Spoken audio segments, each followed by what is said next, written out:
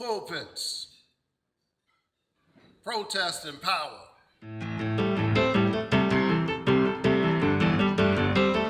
Adversity is not the time to abandon the heritage and the values that got us thus far. March on! March on!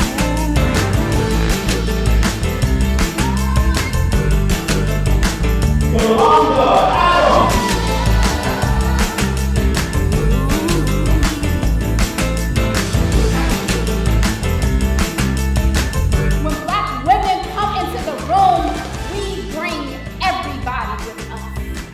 Because freedom is about freeing not only us, but our sisters, our brothers, our lovers, our children, and their children. Thank you, March on Washington Film Festival, for telling stories, because stories transform us.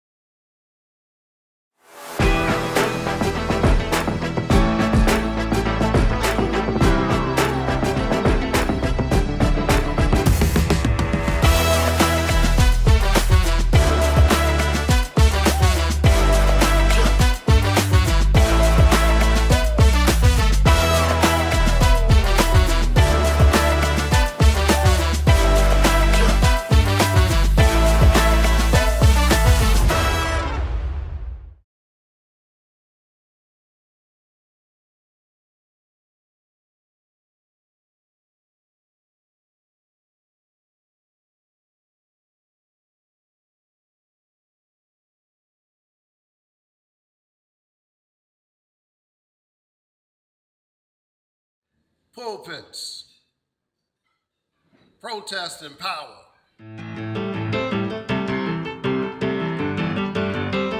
Adversity is not the time to abandon the heritage and the values that got us thus far. March on! March on!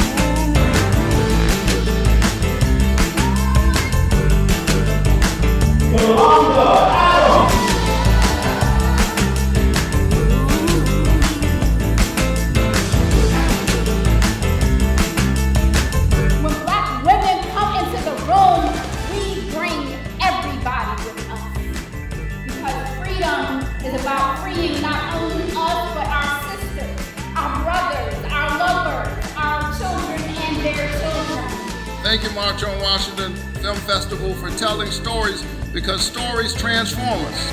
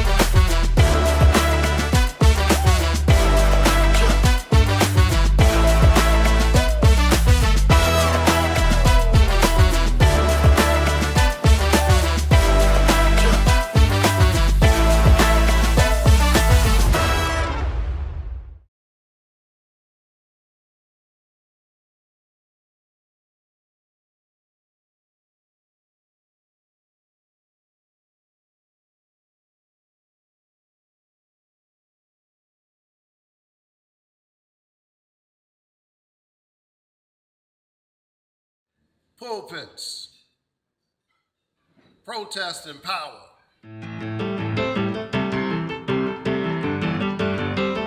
Adversity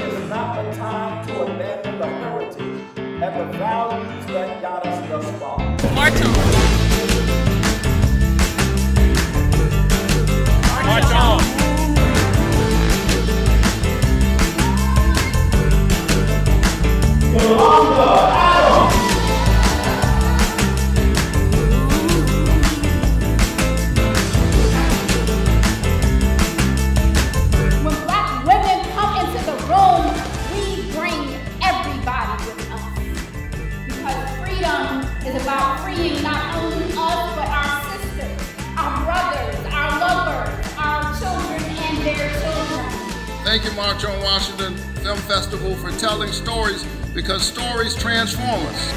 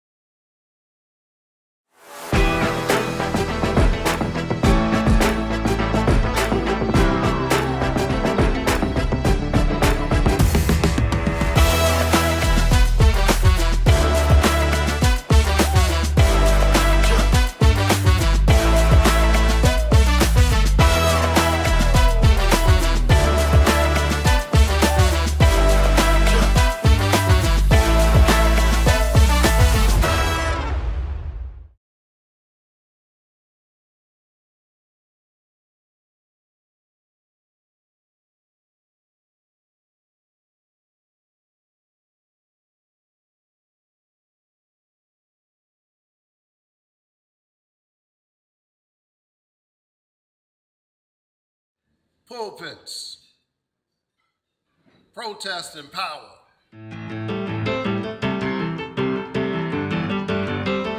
Adversity is not the time to abandon the heritage and the values that got us thus far. March on. March on.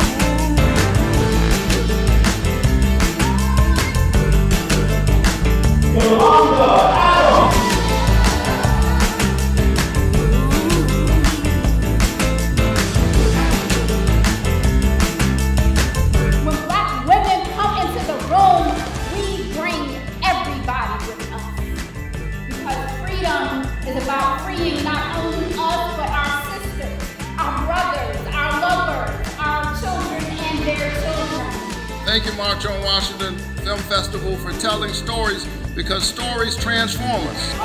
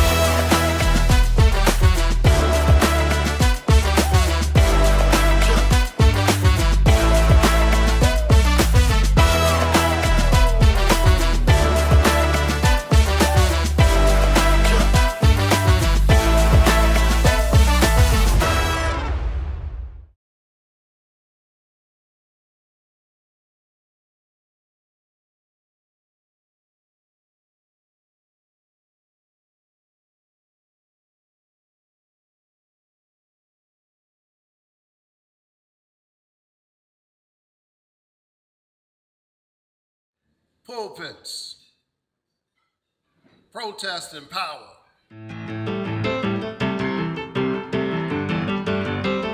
Adversity is not the time to abandon the heritage and the values that got us thus far.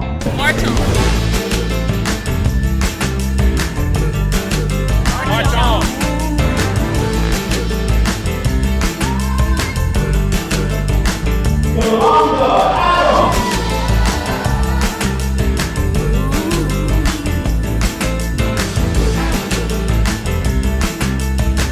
When black women come into the room, we bring everybody with us. Because freedom is about freeing not only us, but our sisters, our brothers, our lovers, our children, and their children.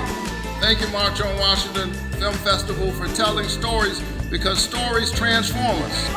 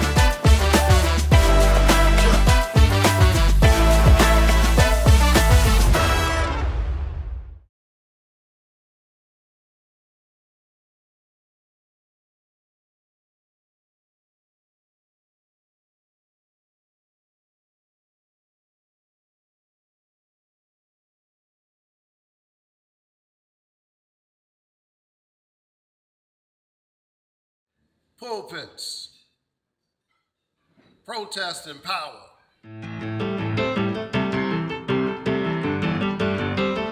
Adversity is not the time to abandon the heritage and the values that got us thus far. March on. March on.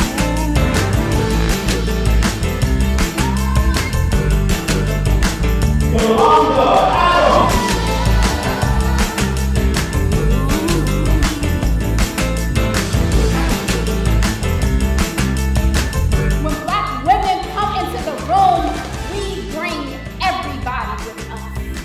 Because freedom is about freeing not only us, but our sisters, our brothers, our lovers, our children, and their children.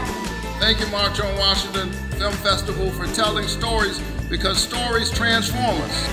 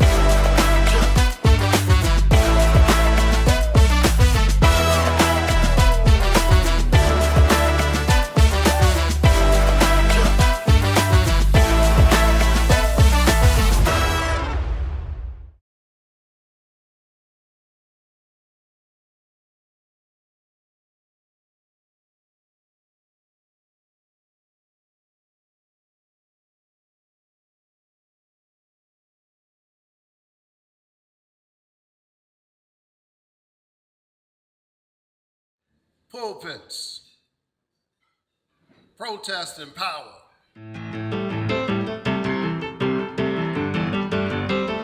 Adversity is not the time to abandon the heritage and the values that got us thus far. March on. March on.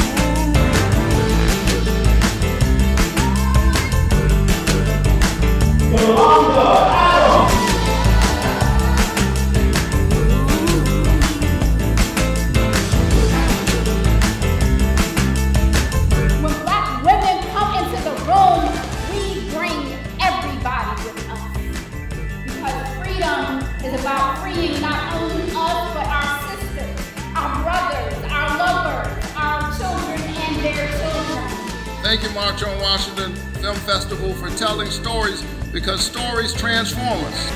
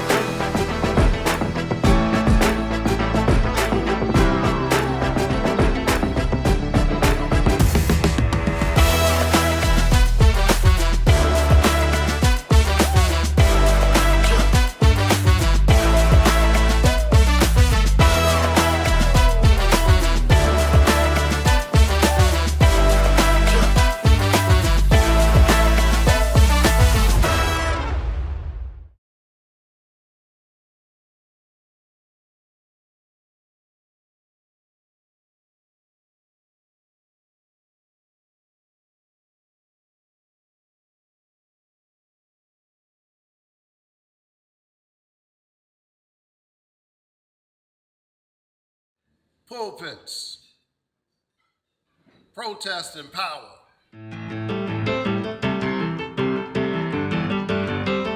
Adversity is not the time to abandon the heritage and the values that got us thus far. March on. March on.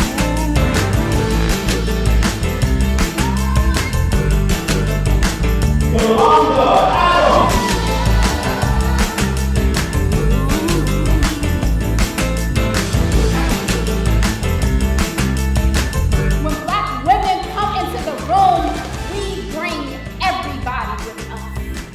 Because freedom is about freeing not only us, but our sisters, our brothers, our lovers, our children, and their children. Thank you, March on Washington Film Festival, for telling stories, because stories transform us.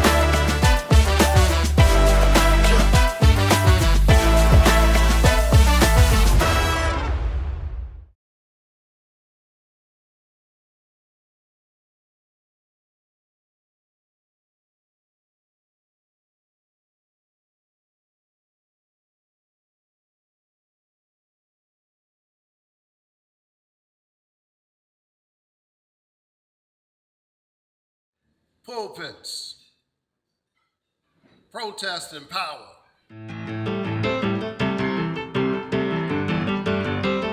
Adversity is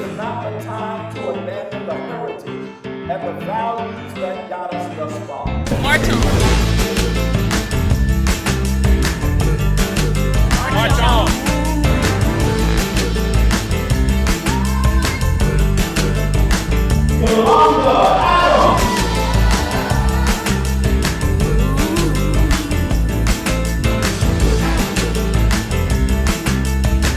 When black women come into the room, we bring everybody with us. Because freedom is about freeing not only us, but our sisters, our brothers, our lovers, our children, and their children. Thank you, March on Washington Film Festival, for telling stories, because stories transform us.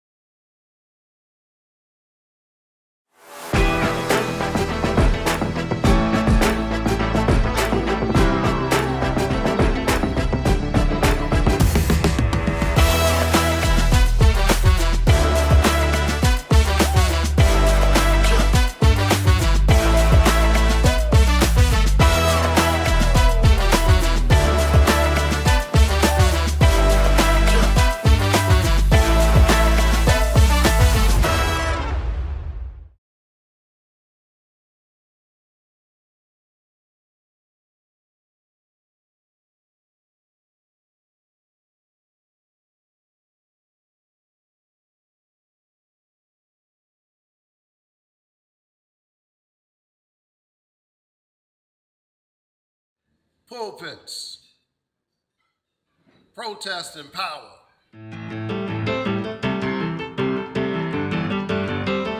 Adversity is not the time to abandon the heritage and the values that got us thus far. March on. March on.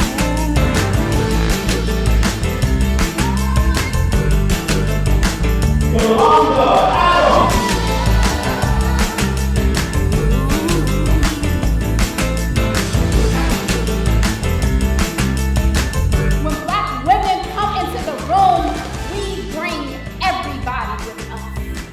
Because freedom is about freeing not only us, but our sisters, our brothers, our lovers, our children, and their children. Thank you, March on Washington Film Festival, for telling stories, because stories transform us.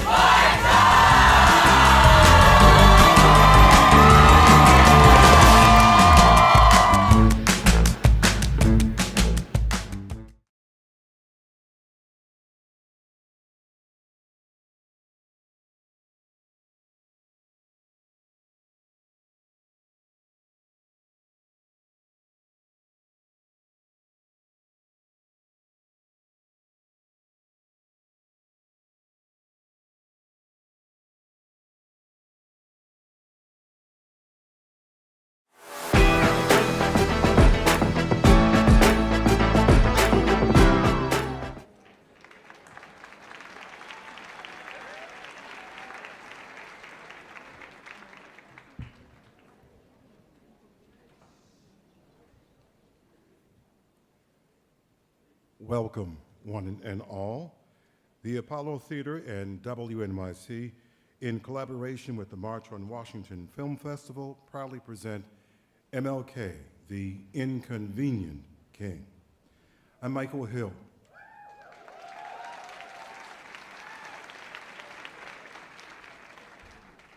I host WNYC's Morning Edition on 93.9 FM, AM 820, and live stream at WNYC.org.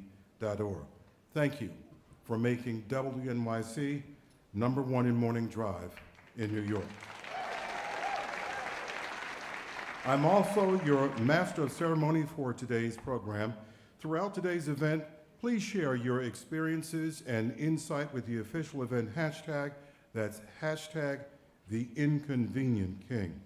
Please welcome to the stage the Apollo Theater's Chief Marketing and Communications Officer, Fatima Jones.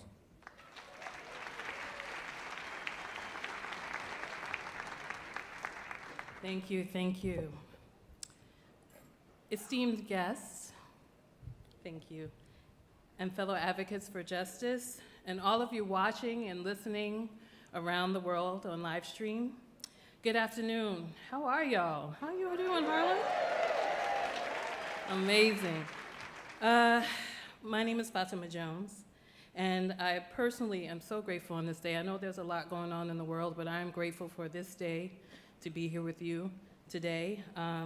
And on behalf of Michelle Ebanks, our president and CEO of the Apollo, the senior leadership, our staff behind the scenes and in front of the scenes, I just want to thank you for being here and welcome you all here to the Apollo. I stand before you with a profound sense of honor and gratitude as we gather to celebrate the incomparable Dr. Martin Luther King Jr., a pillar of inspiration and change. Growing up, I learned that when the physical passes on, that the spiritual self can often still be felt. I'm not sure if y'all know about that as well. Okay, all right, we're at the Apollo, you can speak back.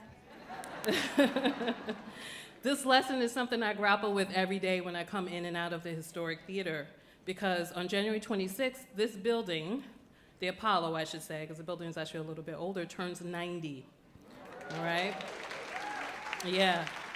So that's 90 years of laughing, of clapping, of singing, of crying, of booing. 90 years of boos in here, 90 years of gatherings. See, before Dr. King did his famous speech, I Have a Dream, a group of civil rights activists were meeting all over Harlem, including right here at the Apollo. There was office right here at the Apollo. And those freedom organizers met and gathered. And the Apollo also supported the Salute to Freedom concert in 1963 in Birmingham, Alabama on August 5th, which raised funds for the March on Washington. The lineup included names, I only have to use their first names, Ella, Nina, Ray, James, Dick, and many others. And the entire Apollo Theater Orchestra traveled from Harlem to be the backup band for that concert. And did you know that one of the largest fundraisers for the March on Washington happened right here on the stage?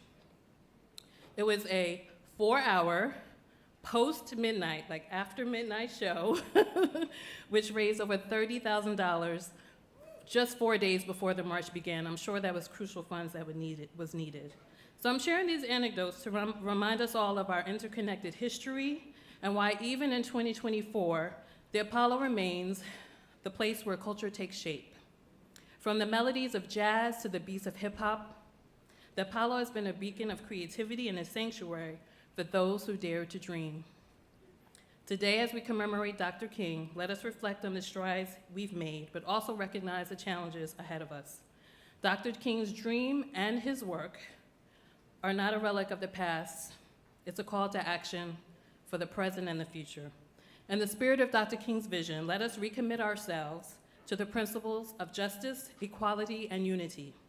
Together, we can continue to march towards a world where everyone has a fair chance to stand in the spotlight of their dreams. Thank you. Thank you. I would be remiss if I did not mention the spirit of gathering, that the Apollo is expanding. I welcome all of you to our new spaces, just steps away at the Victoria on the 3rd floor. We'll have 2 new theaters. Thank you. Please join us in February. All tickets will be no more than $20 for the first year, so please join us. I want to take this time to thank you all for being here. Your presence, your energy, contributing to our 90 years is important to all of us. Our partners at WNYC, including Ms. Brenda Williams-Butts, and yes, give it up for Brenda, and our collaborators at the March on Washington Film Festival. May this afternoon inspire you, inspire us to carry the torch of justice and creativity forward. And now it's my pleasure to pass the torch to WNYC's President and CEO, LaFontaine Oliver. Thank you.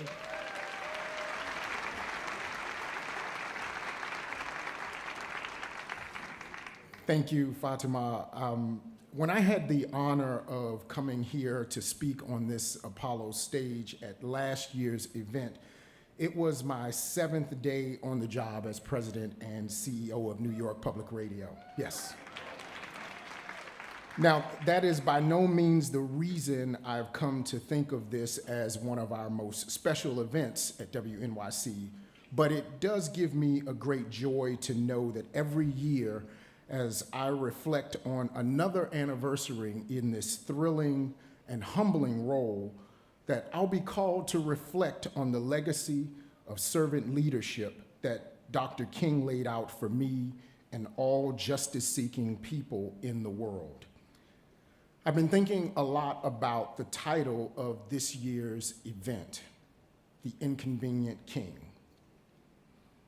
To be inconvenient is to be a thorn in the side of somebody, or sometimes the body politic. To be inconvenient is to slow things down, to be a nuisance, to get in the way. And if I'm being honest, in a lot of ways, what we do at WNYC is pretty inconvenient. Uncovering corruption, shining a light on racism and inequity, that's all pretty inconvenient to the folks whose feet are being held to the fire. The type of rigorous, fact-based journalism that we do is pretty inconvenient to us. It takes time, it takes care and resources and dedication that pundits and spin doctors, they don't put in. And as we all know, hearing the truth, or hearing the truth in the opinion of others, well, that can be inconvenient as well, especially when it calls us to action. Because of course, it would be easier, a lot simpler, a lot less trouble to simply stay the course or stay on the couch or to stay silent. As this afternoon's brilliant guests will be discussing, Dr. King was all about inconvenience, taking the hard road and stopping traffic on it, speaking loudly and unwaveringly, and telling the nation what it needed to hear, even when, or especially when, it wasn't what people wanted to hear. In a lesser-known speech that Dr. King gave in 1967, he said, "No matter where it leads, no matter what abuses it may bring, I'm going to tell the truth." In a time of misinformation, disinformation, and so many great challenges, we need that clear-eyed determination more than ever. Yes. So it gives me great pride to lead an organization that shares this commitment and to honor this partnership once again with the Apollo, the March on Washington Film Festival, and so many great truth tellers on today's event. I want to give a special shout out to Michael Hill, host of WNYC's Morning Edition. Yes, Brian Lehrer, host of the Brian Lehrer Show. Kai Wright, host of Notes from America, as well as an upcoming podcast you'll be hearing more about today. And Terrance McKnight, host on classical WQXR and mastermind behind Every Voice with Terrance McKnight, a podcast about marginalized figures in the history of classical music. I'm delighted to welcome all of our WNYC and WQXR fans in the house tonight. You all look wonderful. If this is your first time here, we want to see your face in the place. Again, lean over and tell somebody we want to see you back here next year. And to all of those who don't yet turn to us on the dial on 93.9 and 105.9, I encourage you to check us out. The types of conversations and performances that you will hear today are exactly the type that we are doing more to lift up on our airwaves each and every day. And now it is my pleasure to hand things over to Isis Arabay, Artistic Director of the March on Washington Film Festival. Thank you.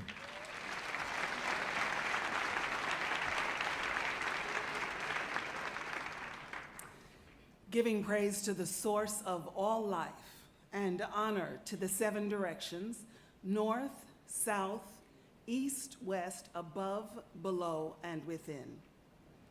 And to the cycle of life of African ancestored peoples, those who have gone on before, those living, and those yet to be born. Because they were, we are. Because we are, they will be. I rejoiced when I heard them say, let us go into the Apollo Theater, this cathedral of culture and greatness. My thanks to WNYC and the Apollo for again including the March on Washington Film Festival as a partner in this annual commemoration. 15 years. That's how long it took to secure Dr. King's birthday as a national holiday. As a matter of fact, some of you may know this, but not. Do you know the song we all sing now when it's somebody's birthday? Happy birthday to ya. Happy birthday to you. What's next? Happy birthday. So Stevie Wonder wrote that in 1980 to help push the movement for this national holiday, which happened in 1983. That was 4 decades ago, but since then, Dr. King's legacy has moved into mythic sainthood. For many under 40, he is only known for the I Have a Dream speech and the March on Washington. King was a highly gifted and complex being, a child prodigy thrust into national leadership during the Montgomery bus boycott at age 26. He was a deeply spiritual man with decidedly secular habits. Courageous in his outward demeanor, he battled depression. He fostered a uniquely strong partnership with his wife Coretta, as he also cheated on her. Intrigued by the work of Mohandas Gandhi of India, he considered the philosophy of nonviolence as the best strategy to combat American racism. But when renowned organizer Bayard Rustin first met King, he still had several guns in his house. Dr. King got it from all sides throughout his short but explosive 13-year career. Biographer Jonathan Ive, who you will hear from a little later on, writes in his biography that King was, quote, one of the most brutally divisive figures in American history, attacked not only by segregationists in the South, but also by his own government, by more militant Black activists, and by white Northern liberals. A minister himself, the way King stretched Christian faith to include a responsibility to change society created enemies among other church leaders. His negotiations with Presidents Kennedy and Johnson, his very public stances on issues like Black power, class poverty, the Vietnam War, and respectability politics were deemed too militant for some, not militant enough for others. He was sometimes woke, and to others, sometimes weak. Even after 29 arrests and jailings, numerous beatings, bombings, a stabbing, death threats, and relentless FBI surveillance, he asked his followers to love instead of hate the captains and foot soldiers of white supremacy. We hardly ever talk about the principles of nonviolent action, which are more than turn the other cheek. Nonviolence is a way of life for courageous people. Nonviolence positions the beloved community as the framework for the future. That beloved community is not just those who think as we do or look as we do. It includes the billions sharing life on this planet in every country who face climate, political, judicial, health, economic, cultural, and religious challenges. Nonviolence fights injustice and evil, not people doing evil. Nonviolence avoids internal and external violence, and the two are connected. What ends as an RPG, a landmine, an attack drone, and a gun begins with unrecognized privilege, unjust advantage, grudges, and lies. That means the path starts in the heart center, understanding the neural pathways of the brain to use our feelings to direct our thoughts, which is expressed then as physical manifestation. What we see outward begins on the inside. It means having a conscious balance of body, mind, and spirit. And despite any appearances to the contrary, nonviolence flies in the face of pessimism and cynicism and trusts that the universe is on the side of justice. In my 20s, I was a student, then a teacher, then an adept in the Moorish Temple of Science. We studied African and American law and history, and the true place of our people in both, especially in the founding of this country and the Civil War. For that reason, through those years, I always carried around a copy of the Constitution. And so these words, written by the actor, activist, and playwright Ossie Davis, put in the mouth of his character, Pearly Victorious, have great resonance for me. I leave them with you now.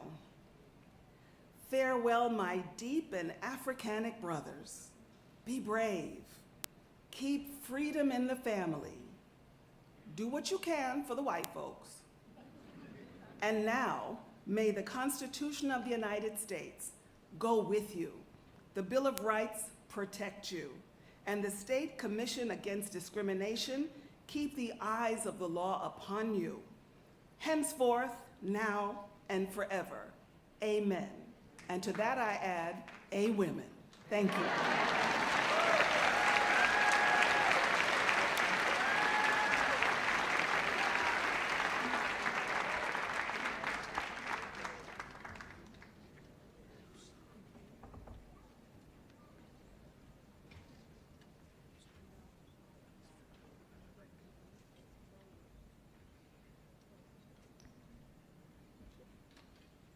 Performing her original poem, Save Your Flowers, here is Mumu Fresh.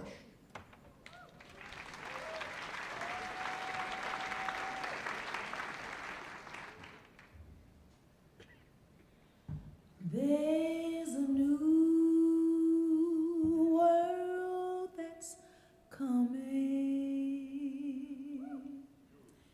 and it's just around the bend. There's a new world that's coming. This one is coming to an end, and it's growing stronger with each day that passes by.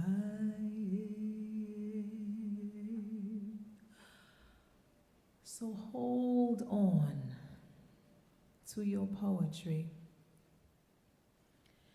Save the flowers of your tongue for the most joyous of hummingbirds to feast from.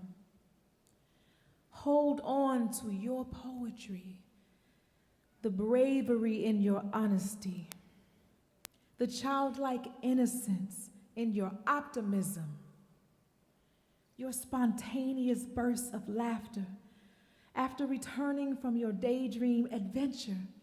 Where were you? Everywhere at once, still in your thoughts, finding the beauty in all. I stand in weepy, joyous awe, remembering when. Oh, my love, I swear, if ever your poetry should meet a deaf ear or a dull spirit, incapable of receiving the gifts you have come to bear, I hope you never take it personally and never change a bit because of it. I pray it never stains or impedes your relentless smile or your open heart. I hope you always keep an eloquent poem on your lips and softness in your brow.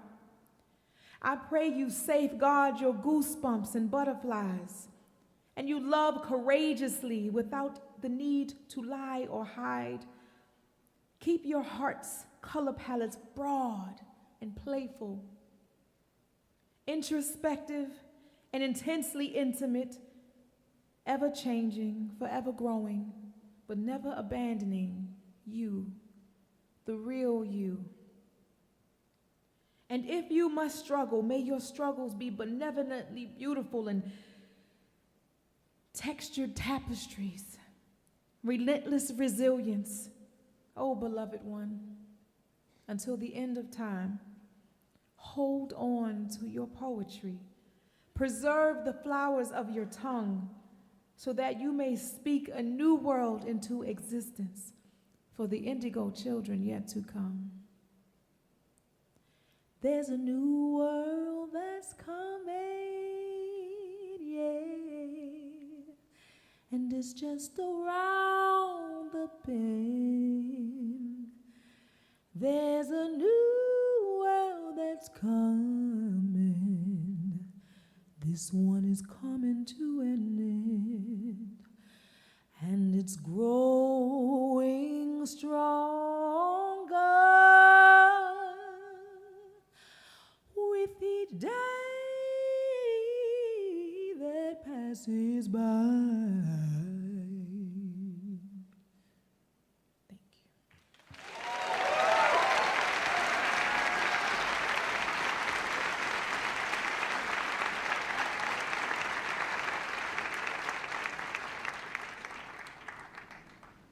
Thank you, Mumu. Remember to share your experiences and insights with today's official event hashtag, hashtag the Inconvenient King. Now you're a host for MLK, the Inconvenient King, Brooklynite, host and managing editor of Notes from America, the WNYC live Sunday night call-in show and podcast, Kai Wright. Hello, Apollo. Let me do this business first.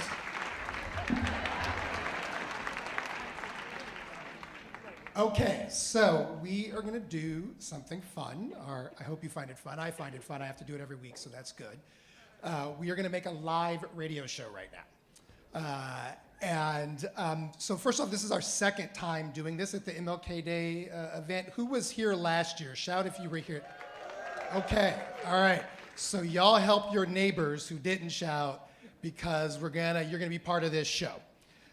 So there's two big things you need to know. First off, this is gonna be what we call live to tape, which means I'm gonna make it just like I was making a live radio show. And in a couple hours, it is in fact gonna be on the radio around the country.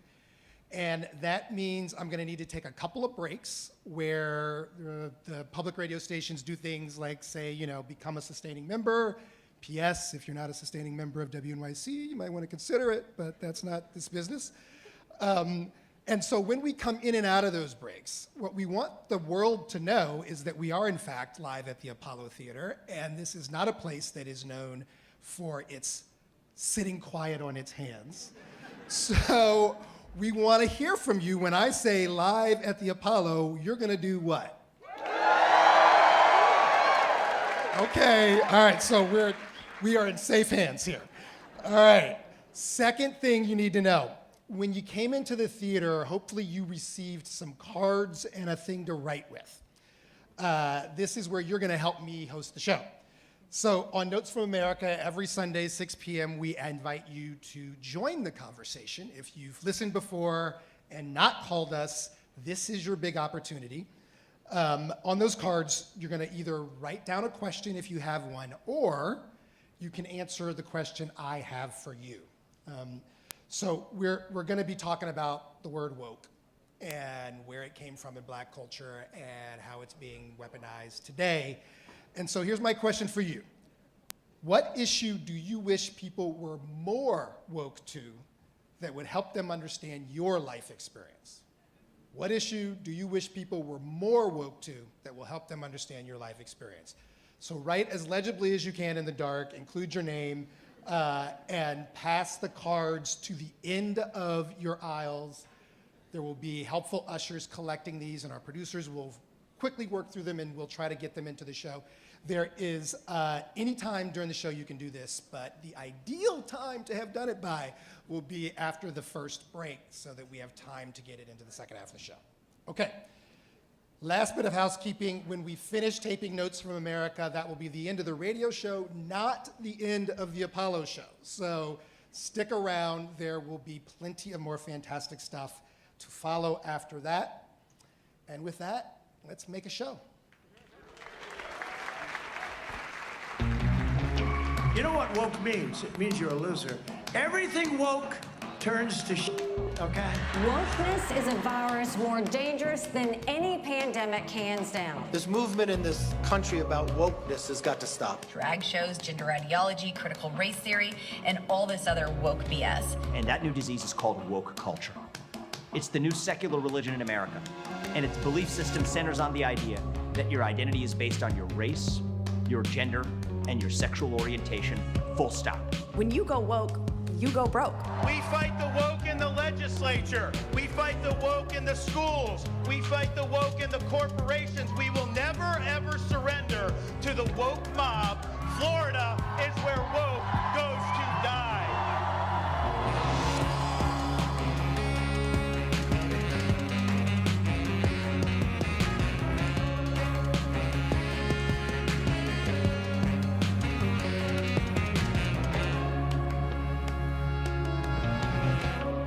It's Notes from America. I'm Kai Wright, coming to you from the stage of the world-famous Apollo Theater in Harlem, New York.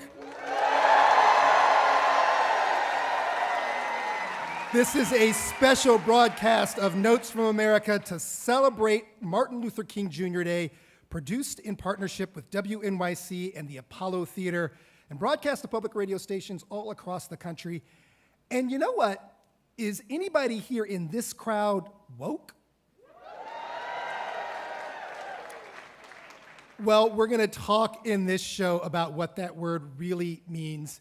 It's a funny moment in our political culture, one in which simply being aware, being awake to the world around you, that's a dire threat to some people. But honestly, it's not all that new, and nobody can tell you that better than the person who coined the phrase, stay woke.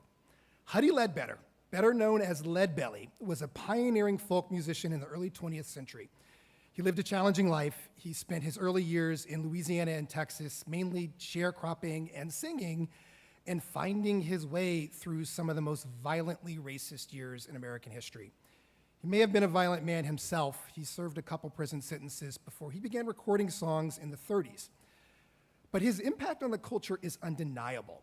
He found and wrote many folk songs that would become part of the American songbook, as it were, and he loved to engage the conversation. He even had a show on WNYC for about a year. In 1938, Leadbelly wrote a song about the Scottsboro Boys, 9 black teenage boys falsely accused of sexually assaulting 2 white women on a freight train in Alabama. The boys spent a collective 100 years in prison as their cases were tried and became the catalyst for one of the catalysts, at least, for the civil rights movement. And Leadbelly, he connected with their story, and he wrote this song.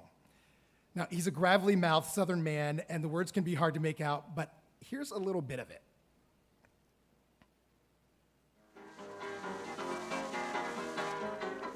Alabama, and you better watch out. And I don't want to get you gonna jump and shout.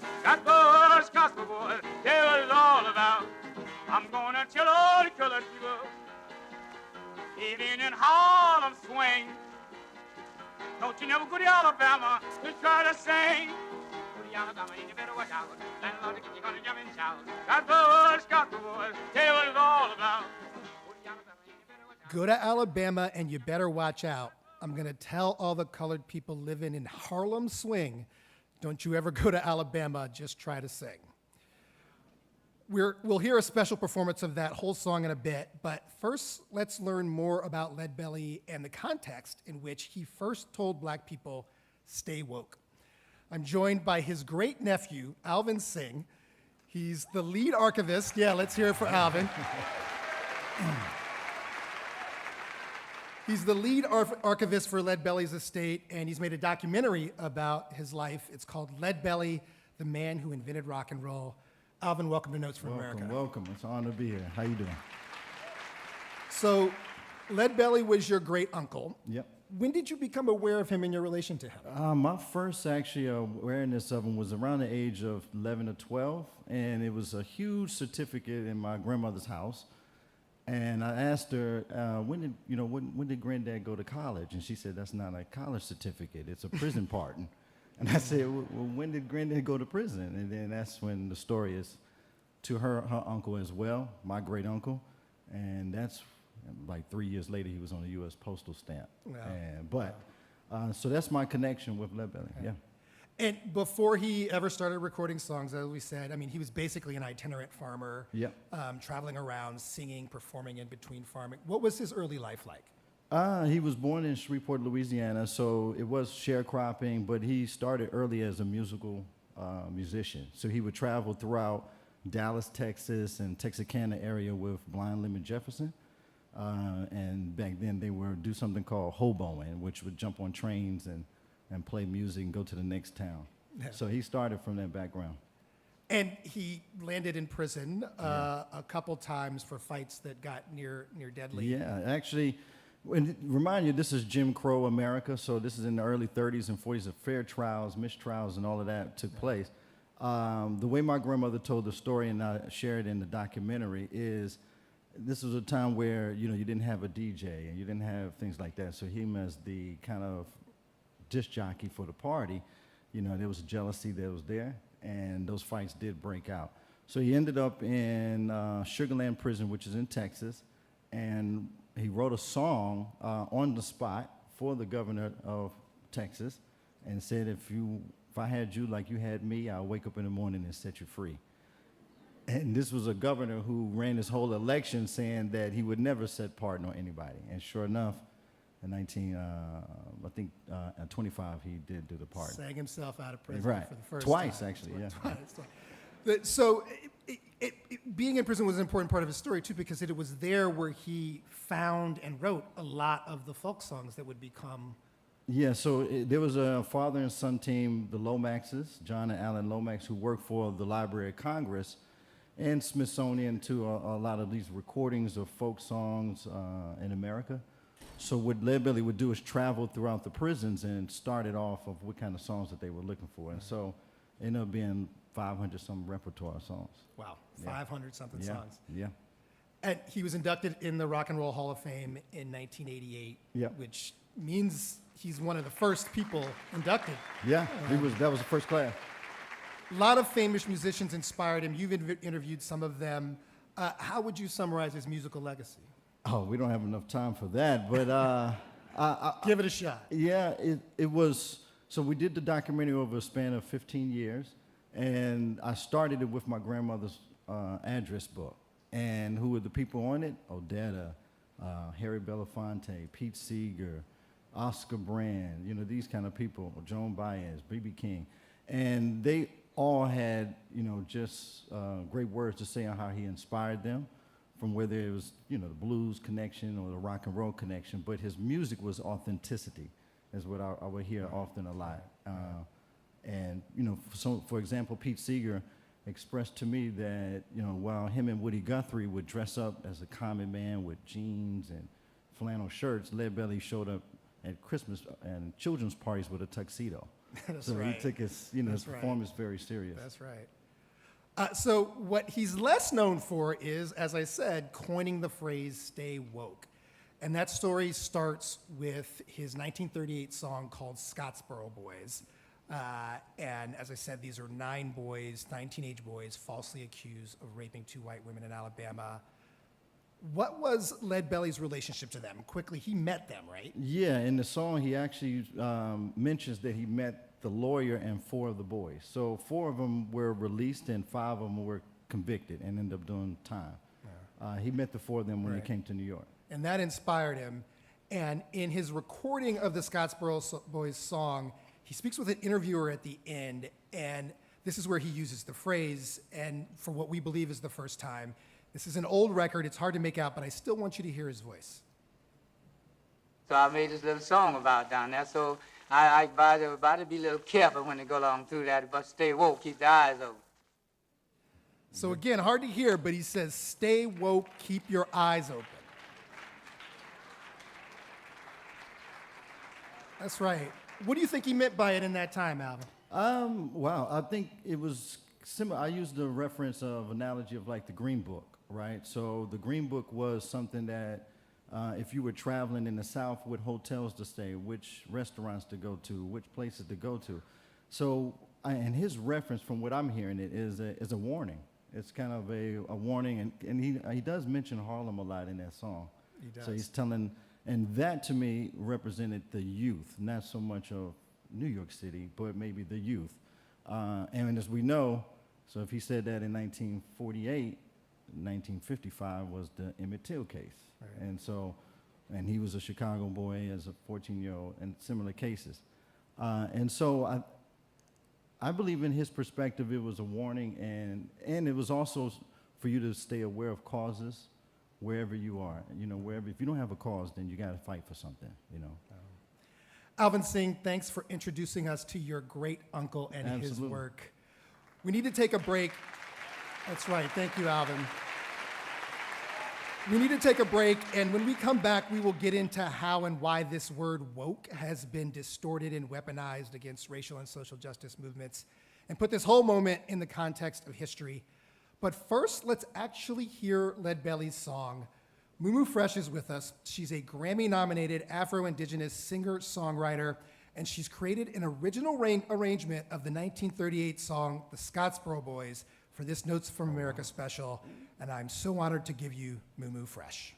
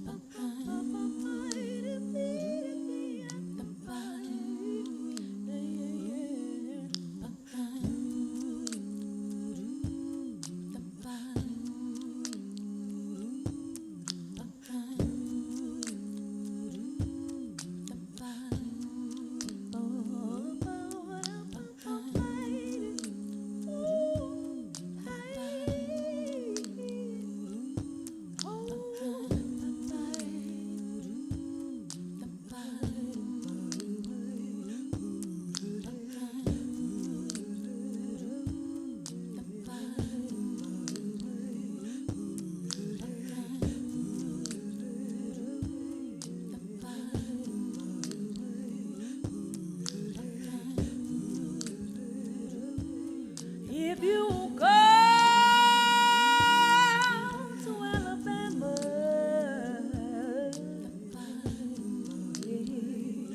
you better watch out,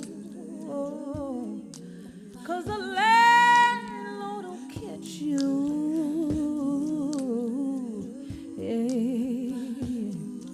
He gonna make you jump and shout. Don't believe me, ask the Sparrow boys. They'll tell you what it's all about. Go to Alabama, you better watch out. Landlord will get you, gon' jump and shout. Sparrow boys, they'll tell you what it's all about. Go to Alabama, you better watch out. Landlord will catch you, gon' scream and jumping child. Sky Sparrow boys, show me what it's all about. I'm gonna talk to Joe Louis, talk until it ain't good me. Told him, don't you ever try to make a fight in Alabama. If you go to Alabama, ooh, you better watch out, 'cause the man, if he catch you, yeah, said he'll make you jump and shout. Don't believe me? Ask the Scott Sparrow boys. The Scott Sparrow boys. They'll tell you what it's all about. Just ask the Scott Sparrow boys,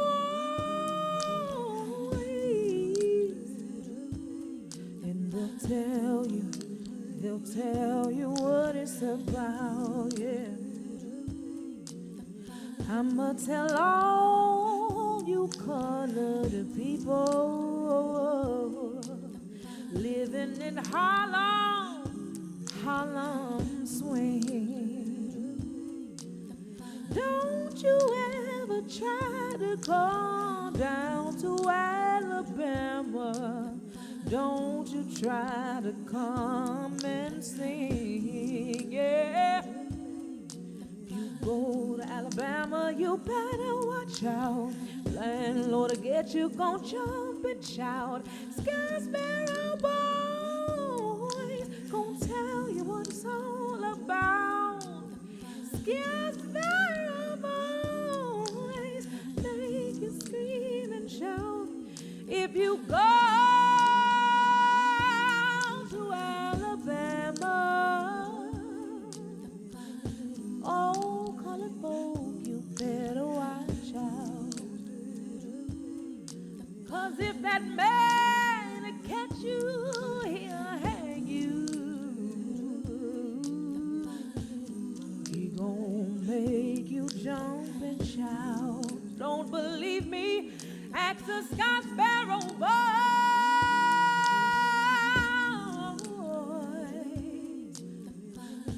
They'll tell you what it's all about.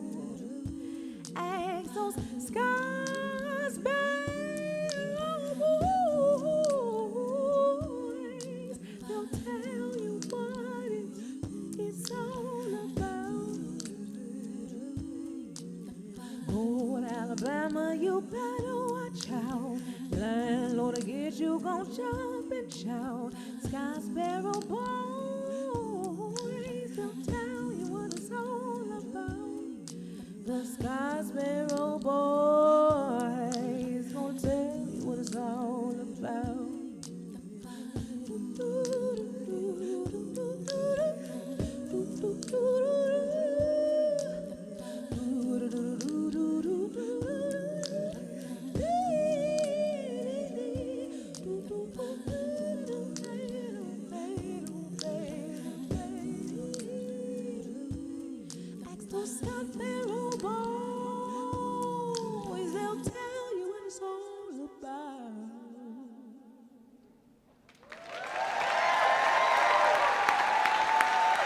New fresh, y'all.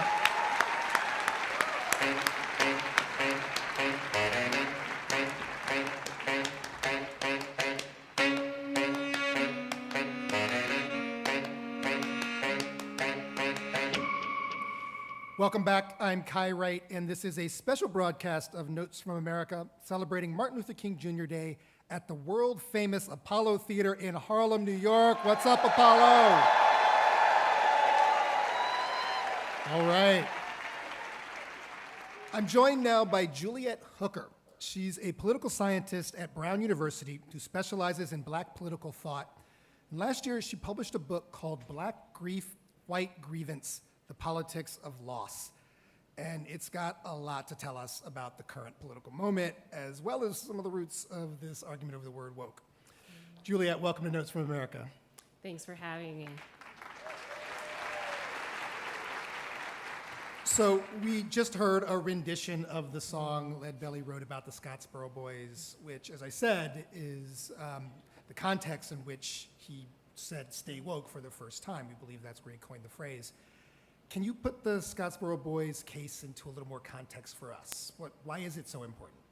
So as you mentioned earlier, of course, it went through many trials and retrials. And one of the things that it did was that it ended up enshrining a lot of rights for criminal defendants, especially black defendants, because it led to the outlawing of de facto exclusion of African Americans from juries, which was happening in Alabama at the time because they were based on voter rolls. And as we know, African Americans were disenfranchised after Reconstruction. It was also something that galvanized African American communities in the South, and people formed local committees to help defend the Scottsboro Boys. And Rosa Parks, for example, gets her first foray into activism working on the defense of the Scottsboro Boys. It's this catalyst event in so many ways that I think a lot of people don't know about, right? I mean, how much do you think people are aware of these boys' case? You know, there are these iconic events, right? So there's the funeral of Emmett Till, there's the Scottsboro Boys case that really lead up to the civil rights movement, but I feel like you're right that the Scottsboro Boys case has kind of fallen a bit off the radar in comparison to some of these others. All right. In one of Dr. King's last published works, it's called Where Do We Go From Here, Chaos or Community, he kind of grapples with the state of the civil rights movement and his aftermath. Talk to me about his mindset before his death and what you think was on his mind thinking about the civil rights struggle. Yeah, so that is a fascinating text, and he writes it after the Watts uprisings, right, and all of the critiques of sort of black rioting and black violence that is happening at the time. And he's also spending half of his time living in Chicago and leading protest marches there to protest racism in the North, school segregation, poverty. And he writes about how, 1 year ago, after the Civil Rights Act went into law, the same activists are marching in Chicago and getting pelted with bottles, jeered by thousands who are carrying Nazi signs. So he's trying to grapple with, what is this moment in U.S. history and what is happening? And he basically says, there is a narrative that's forming that the Watts uprisings are leading to racist backlash. But he's like, no, the backlash started as, before. It started as soon as people saw that there was going to be black advancement, and then there's white resistance. Right. And so, which is to say, the grievance came first. This is a question that may irritate you as a scholar and somebody who cares about history, but in the modern context, would you call Dr. King woke? Oh, great question. If by woke we mean, aware of and critical of racism, definitely.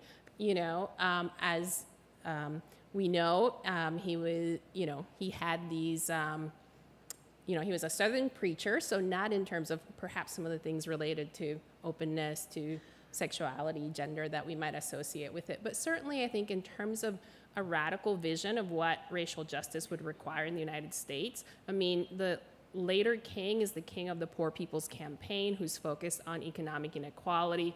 It's also the king who's denouncing U.S. militarism. So he's definitely much more radical, I think, than he's often portrayed as being. Romanticized as being, one might even say. Yeah, it's okay to clap. And you point out in your book that there is often this criticism of how black people protest, experience rage, and that it comes from a romanticization of the civil rights movement in the first place. Can you say more about that? Absolutely. So we now have this narrative of the civil rights movement, right? You have these well-dressed, well-spoken protesters. They protested peacefully, and so their demands were sort of somehow immediately met.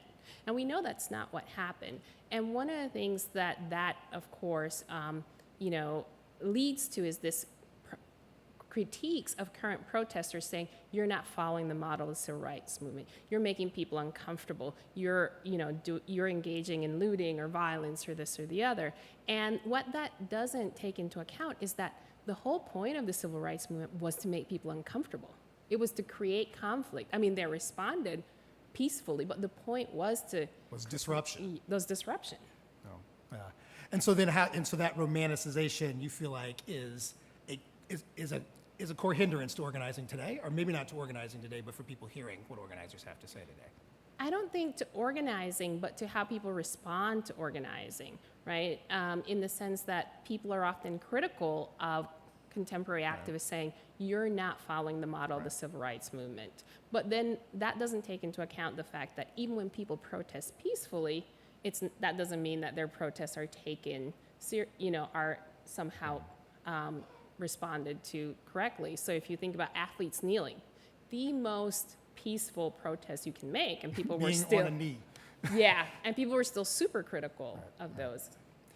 Your book argues that there's these two big forces that divide politics in the United States today, black grief and white grievance. So just to lay it out, let's talk about those two buckets first. Let's start with black grief.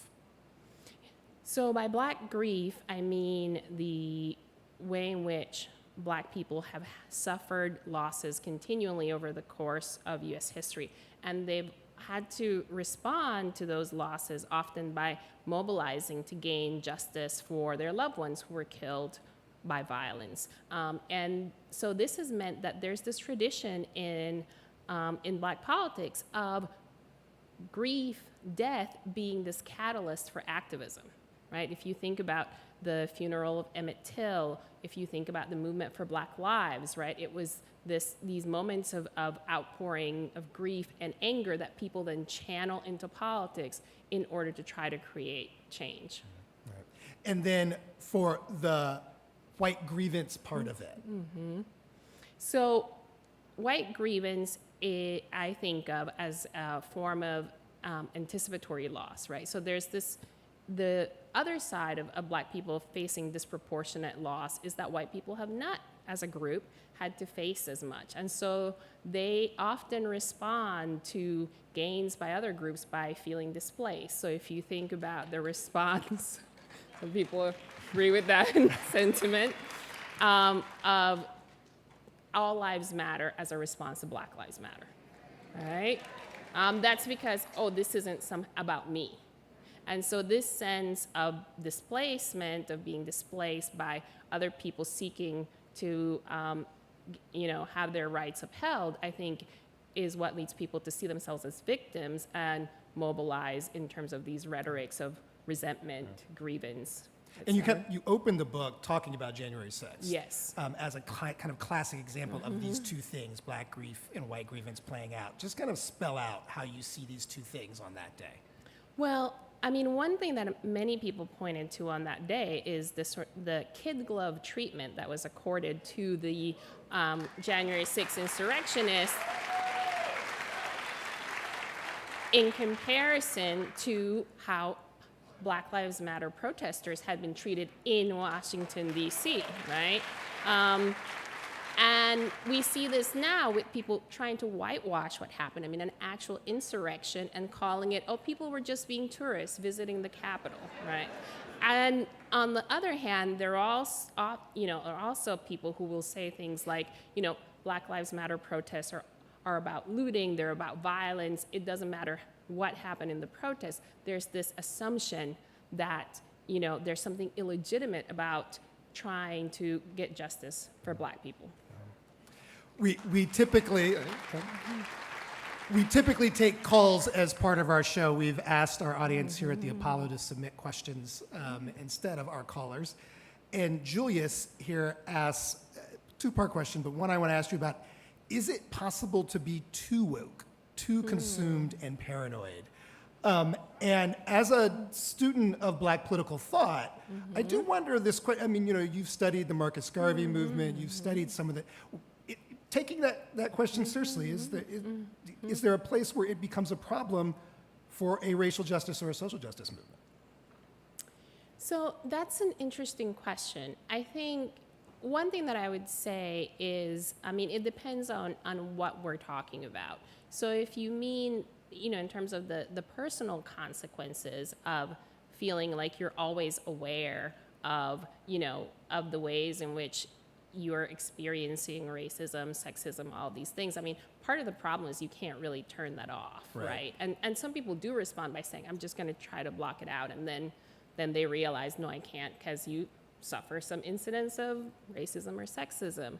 I think as a movement, if we're talking in terms of movements, I think often for movements, it's used to say you're trying to go too far too fast. But MLK used to say, right, racial justice is always untimely. There's never a right time to be trying to fight for your rights. It is always an inconvenient thing to think about justice. I also gather you're saying that you want to move us out of this binary, Black grief, white grievance, that both of them are narrowing of the imagination. What do you mean about that? So I think on the white grievance side of it, I think that there is the sense that it leads to a kind of zero-sum thinking, right? So not all white people, but some white people feel like if other groups are gaining rights, that's taking something away from them. And so they always have to be opposed to that, even when they might gain from the same policies. If you think about something like expanding Medicare, right, which people end up opposing because they see it as somehow benefiting other groups more than whites.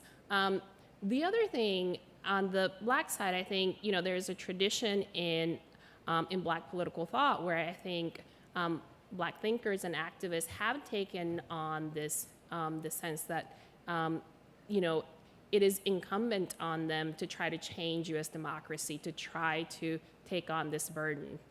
So Mamie Till Mobley, right, for example, talked about after the death of her son, about feeling called by God to become an activist.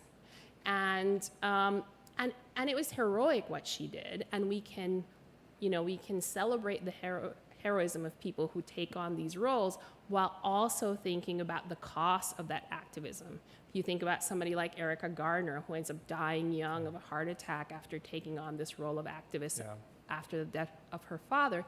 And we can also ask, what obligations do we have towards people who are grieving, whom we are asking to become activists?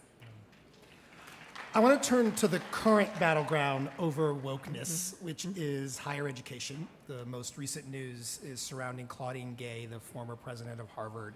She recently resigned her position following a congressional hearing about free speech on college campuses, but specifically surrounding the debate over Israel's bombardment of Gaza. And the details of her story are winding, and I think well trod at this point. We won't go back over them, but they include accusations that she was not tough enough on anti-Semitism and some attacks on her scholarship, which I think notably focuses on racial representation in positions of power.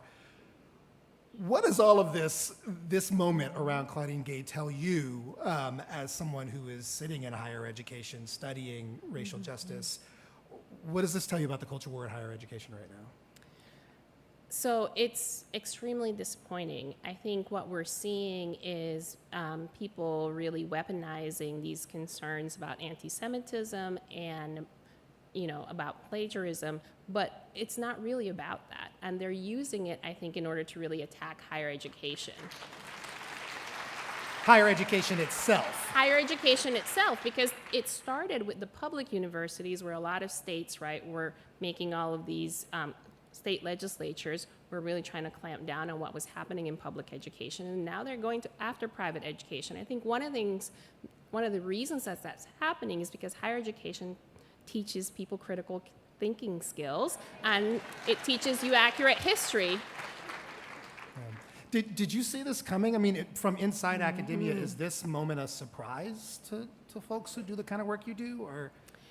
I don't think it's a surprise. I think we're in a moment where there is greater visibility of scholars of color on college campuses. I think that's seen as a threat by people who feel like particularly elite institutions should be dominated by white, straight men. I think it's also the case that we've seen these attacks on higher education for a while now, and they're really about, taking away the ability of people to really identify misinformation, to really respond to some of the wave of lies and misinformation that we're awash in right now. We have to go to break in a minute, but has it had a chilling effect, you think? I think so. I think people are very concerned about what they can say. I mean, people are saying very clearly that donors private institutions want to be able to have a same faculty hiring. They want to have a same promotion. I mean, this tells you, toe the line, or we're going to come after you. We need to take a break. This is a special edition of Notes from America. We're celebrating Martin Luther King Jr. Day at the historic Apollo Theater in Harlem, New York. I'm talking with Brown University political scientist Juliet Hooker, who is author of the book Black Grief, White Grievance, The Politics of Loss. And coming up, Grammy-nominated artist and activist Mumu Fresh takes the stage again. She's going to join the conversation and talk about how we do, in fact, stay woke. We are at a moment where the idea of staying woke, the idea of being woke, the idea of getting woke is necessary. It's necessary. Because the world would rather have us asleep. I can tell you what woke means. Please. It just means being aware, being in alignment with nature. Because if you're in alignment with that, you're aware of everything that's going on. There will come a time when black people wake up. Wake up! The world woke up. Finally, their eyes are open to what we already knew. Stay woke.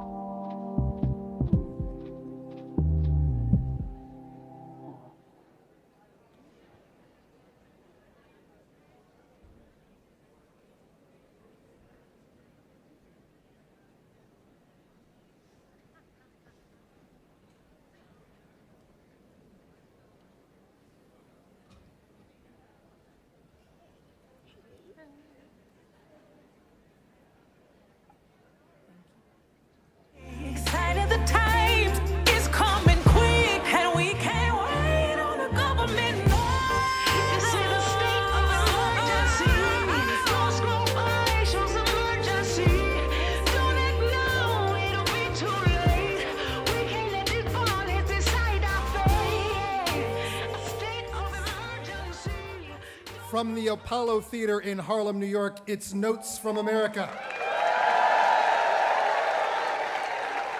I'm Kai Wright, and what we just heard is a bit of the song State of Emergency by Mumu Fresh, one of my guests for this special Martin Luther King Jr. Day broadcast. Harlem, one more time, say hello.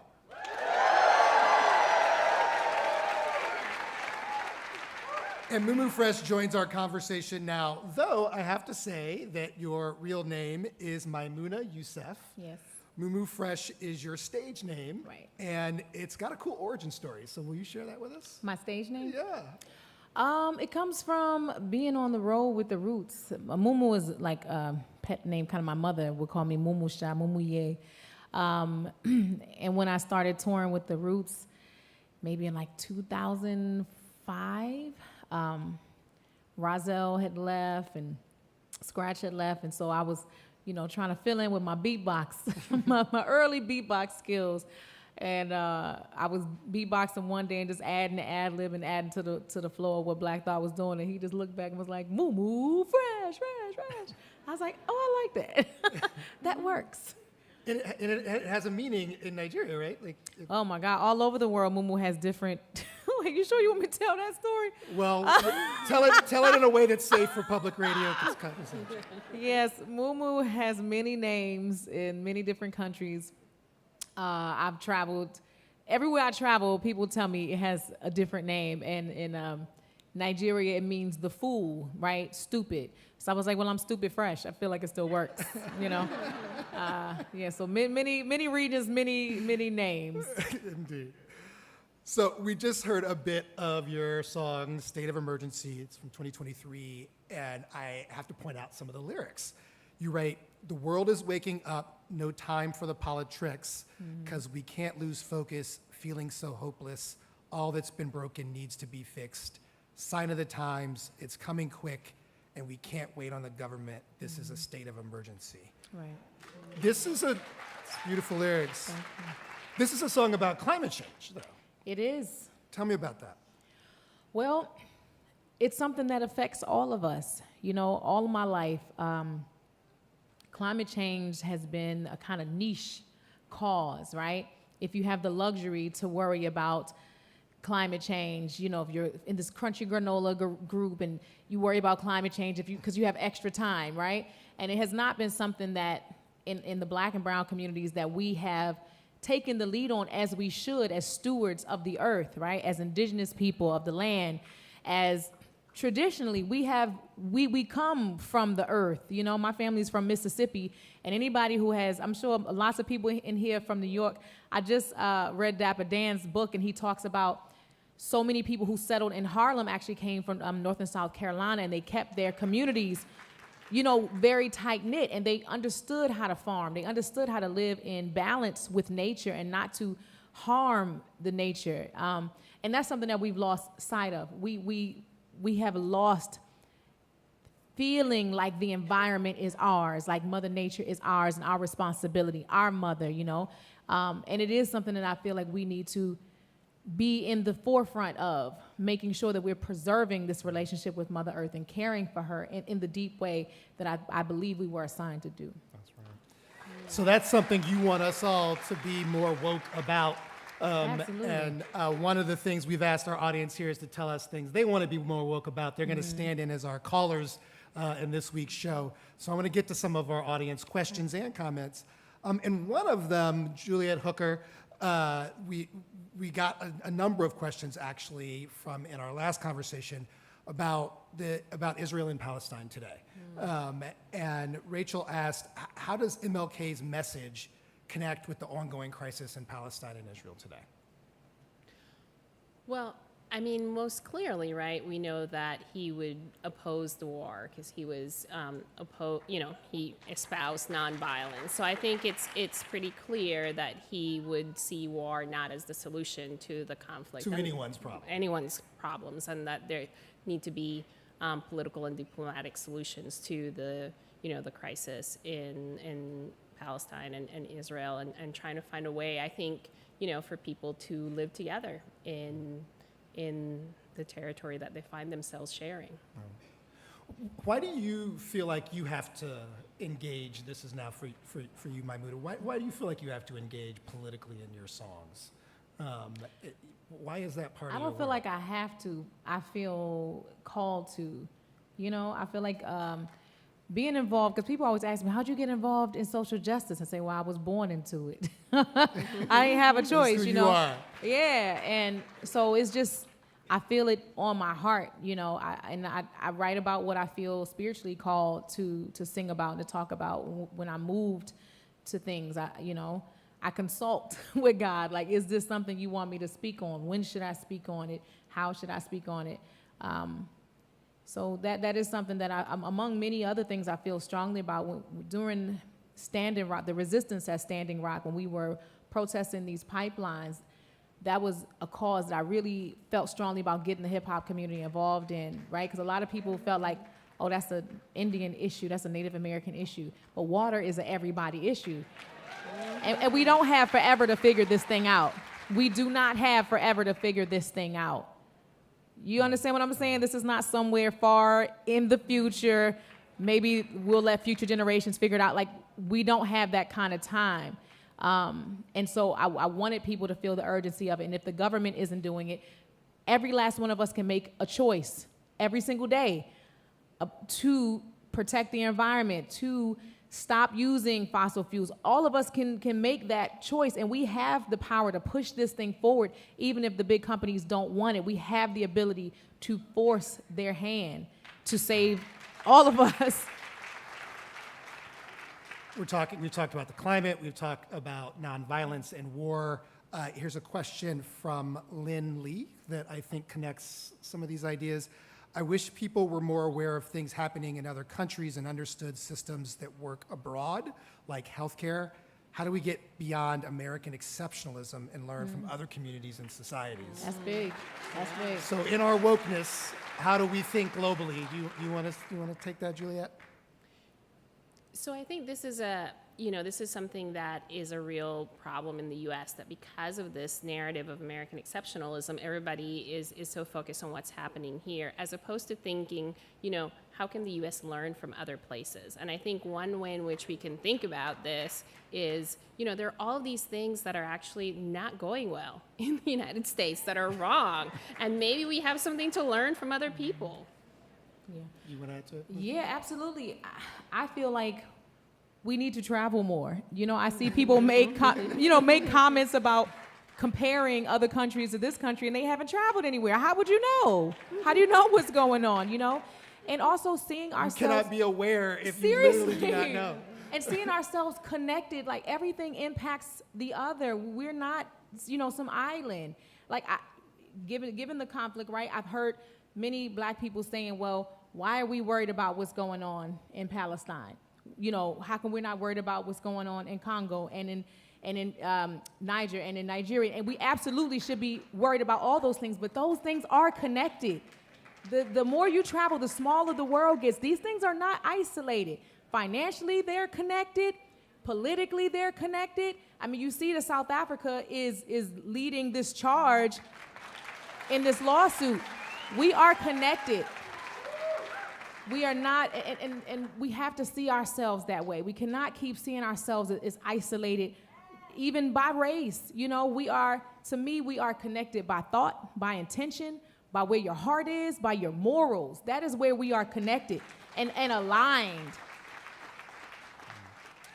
And and on this point about where is our attention, I really would love, we're talking about woke today, but I've always wanted to wage a campaign against the words either or in any political conversation, and get us to use the words both and as often as we can. Yeah. Cheryl asks, how do you make MLK's messages of Black liberation and the end of oppression relevant to immigrant communities? This is something I think both of you would have something to say about. Juliet, you want to chime in? So I think this is where your point about thinking in and/or is really important, right? So the thinking, there are ways in which this is not simply, we need to think about how all our struggles are connected.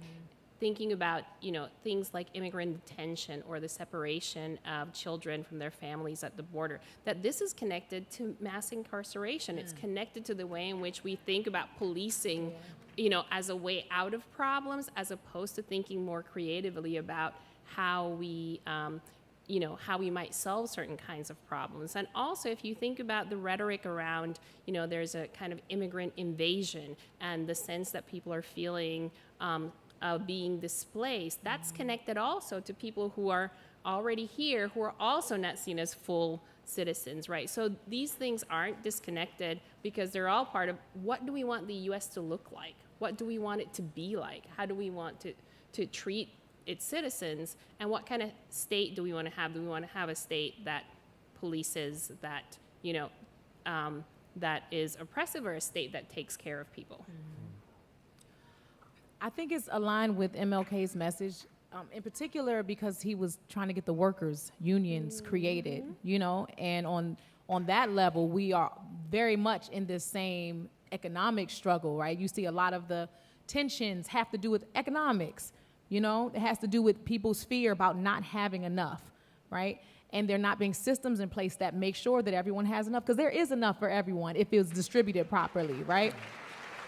And then I also think there's something to be said about our elected officials, foreign policy, destabilizing governments that make it unsuitable for those individuals to live in their own countries. There's something to be said about that. Alan asks, how do we remember the experiences of people over the age of 60, such as segregation? And as somebody who's studied so much of that era, Juliet, I think it's a good question. How do we, in a media and political environment that is necessarily so future and youth focused, how do we remember what we could have learned from folks who actually lived through some of the segregation that we're talking about? That is a really good question. So I think this question of memory, of how we remember and what we remember, is so central because, even thinking about the civil rights movement and that sort of romantic narrative that's become the official memory of it, we misremember so many things, and then we also choose to remember some and not others. And so I think going back to those folks and trying to preserve the memory of that time, but also thinking about how it connects to the present, right? Not to be presentist and to say the only reason to preserve it is because of what we can learn from it, but also to think about why it's important to if you look at debates today about, things like teaching the 1619 Project or, how did they teach U.S. history, that having an accurate memory of that history is so central, and teaching it and passing it on is absolutely essential.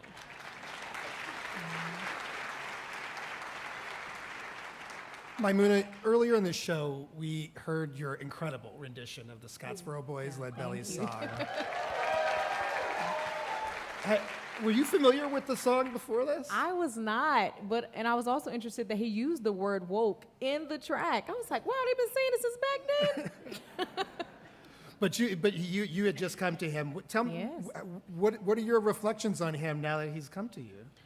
Well, I love that he was a political activist in making music about such what could have been a possibly dangerous topic at that time, like that he was really stepping out on faith and singing about things that could have gotten him harmed at that time. It was very brave of him to do that and to lift up the story of the Scottsboro Boys. That was very courageous.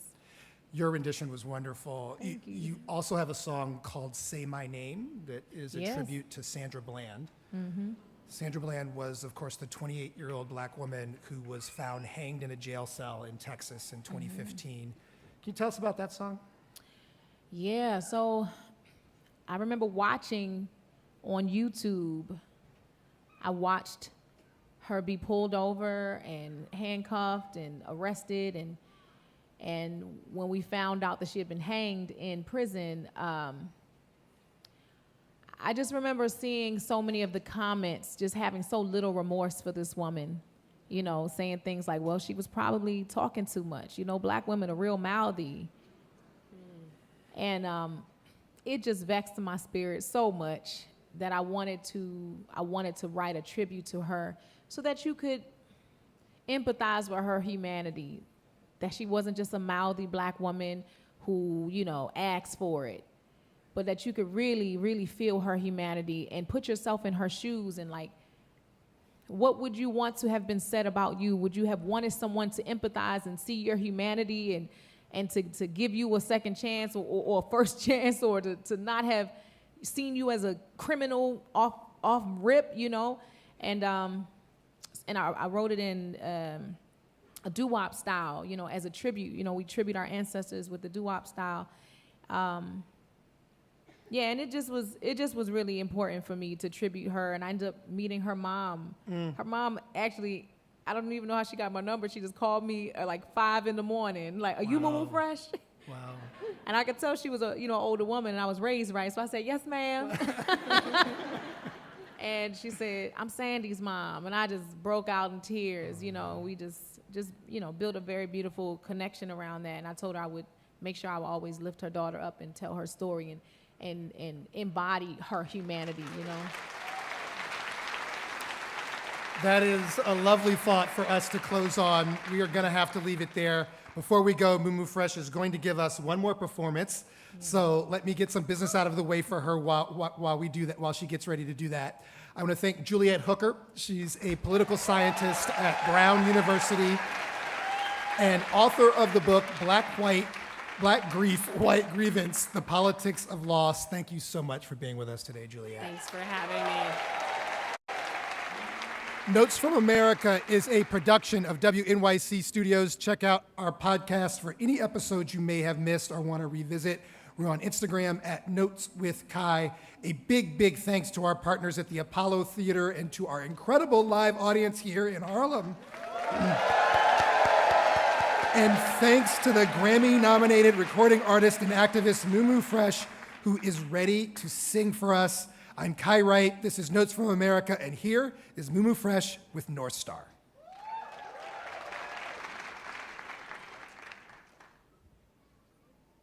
I had planned to do North Star, but I think I'm going to go ahead and do Say My Name for you all since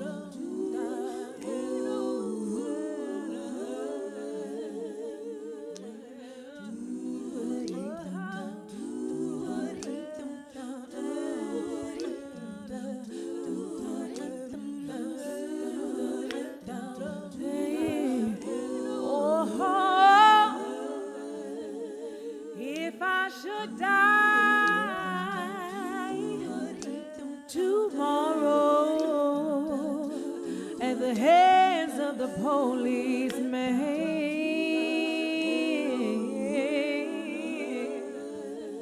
If I should die tomorrow at the hands of the policeman,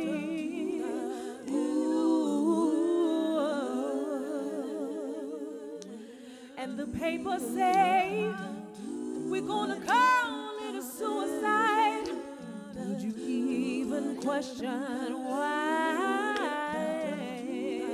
Oh, why?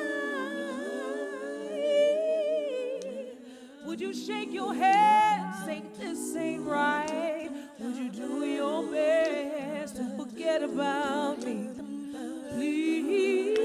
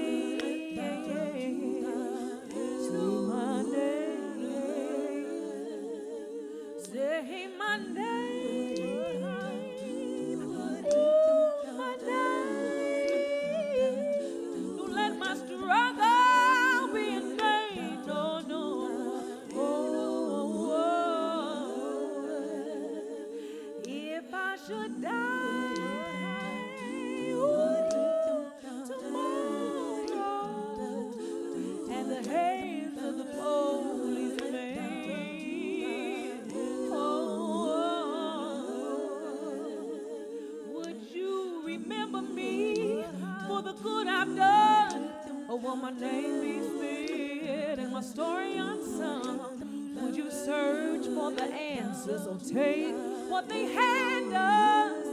Who's gonna stand with me? Please, please, please don't forget about me.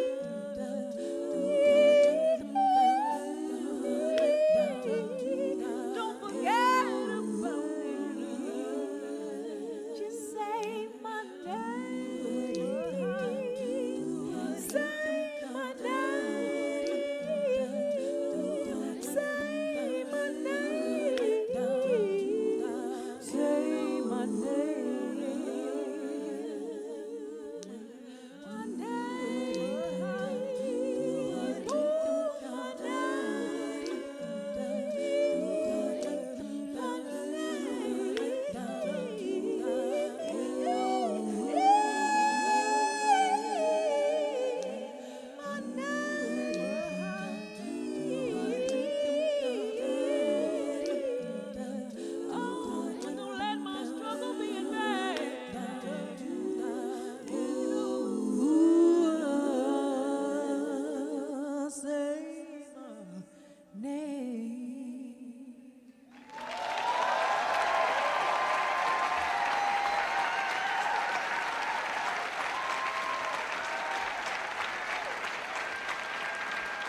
Moon Fresh, everybody.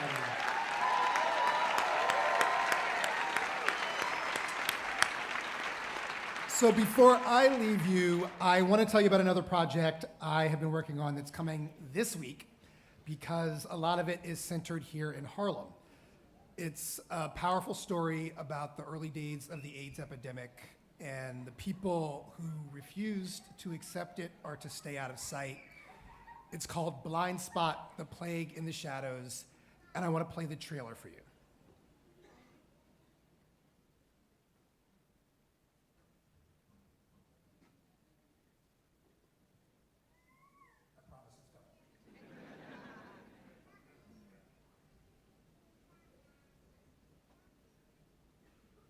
Well, while they're sorting it out, in the late 1970s and 80s, New York City could be a dangerous place. People just started like disappearing. Like one day they were there and the next day they were gone.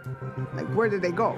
New York plagued by violence, drugs, and poverty. We said that people had the monster because they had that look. Misinformation and disinformation about HIV and AIDS was common. They said it was only gay men that could get it. So I said, well, I'm not a gay man, so how would I get it? I'm Kai Wright. Our understanding of the history of HIV and AIDS and who has been affected by it is incomplete. We literally had to convince the federal government that there were women getting HIV. Join us for the new podcast series Blind Spot, The Plague in the Shadows. Stories from the early days of AIDS and the people who refused to stay out of sight. Available now wherever you listen to podcasts. So you can subscribe now wherever you get your podcasts. The first episode will drop this Thursday, January 18th. The slide you're looking at now is a panel of from the AIDS quilt. And it's one that remembers a young man we'll meet, or a young boy we will meet, 4 years old, lived and died his whole 4 years on the pediatric ward of Harlem Hospital. We're going to spend a lot of time at Harlem Hospital, one of the unsung heroic locations for the AIDS epidemic in the early days. So I hope you'll subscribe and give it a listen, and thanks for hanging out with me.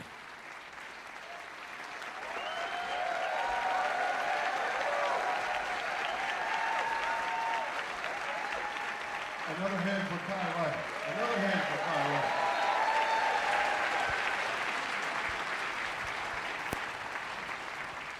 Well, tell me, how are you liking the Inconvenient King so far? All right. We have more for you.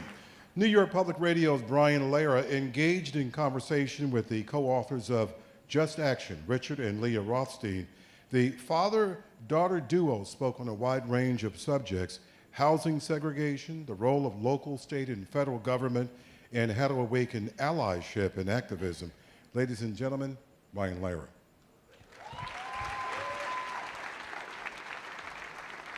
Hello, Apollo. I am here with Richard and Leah Rothstein, father and daughter. Their passion and expertise is fighting housing segregation. Richard is a distinguished fellow at the Economic Policy Institute think tank and a senior fellow emeritus at the Thurgood Marshall Institute of the NAACP Legal Defense Fund, and well known for his 2017 book about the history of official housing segregation and discrimination called The Color of Law. Leah has led the Alameda County, California, and San Francisco Probation Department's research project on reforming community corrections policy to be focused on rehabilitation, not punishment. She has also been a consultant to nonprofit housing developers, cities and counties, and others on affordable housing policy and finance. And together now, Richard and Leah Rothstein are co-authors of a book called Just Action: How to Challenge Segregation Enacted Under the Color of Law. So Richard and Leah, thanks for doing this, and welcome virtually to the Apollo Theater. Thank you. Thank you. Leah, on the title of your father's book, I will give you the privilege of describing his book to everybody else, The Color of Law. Would it be right to say that that title, that phrase, has kind of a double meaning? Certainly. So the book it takes on this notion of de facto segregation, the idea that basically that the law is colorblind, that we are segregated as a society by accident or by personal preference or private actions, that the government had nothing to do with it. And the Color of Law took on that idea, basically debunked it, called it an utter myth, by brutally laying out sort of all of the government policies that went into intentionally creating a segregated society. So the fact that the law is colorblind is also a myth. The Color of Law explains how, local, state, federal policy took intentional actions, unconstitutional actions, to ensure that whites and blacks lived apart from each other. And this wasn't just in the South. Richard, I saw a New York example that you wrote about in the New York Times just a few years ago that described how the New York State Legislature amended its insurance code in 1938 to permit the Metropolitan Life Insurance Company to build large housing projects, quote, for white people only. I think that was in the language somehow, you tell me. First, Parkchester in the Bronx, which a lot of our listeners on the radio or audience members at the Apollo know, applaud if you're from Parkchester, and then Stuyvesant Town in Lower Manhattan. Want to tell our audience a little bit about that story? Well, sure. The insurance company wanted to build those projects. MetLife, the president of MetLife testified that he would not rent to African Americans in these projects. But in order to go ahead with the projects on that basis, or on any basis really, he needed authorization from the state legislature.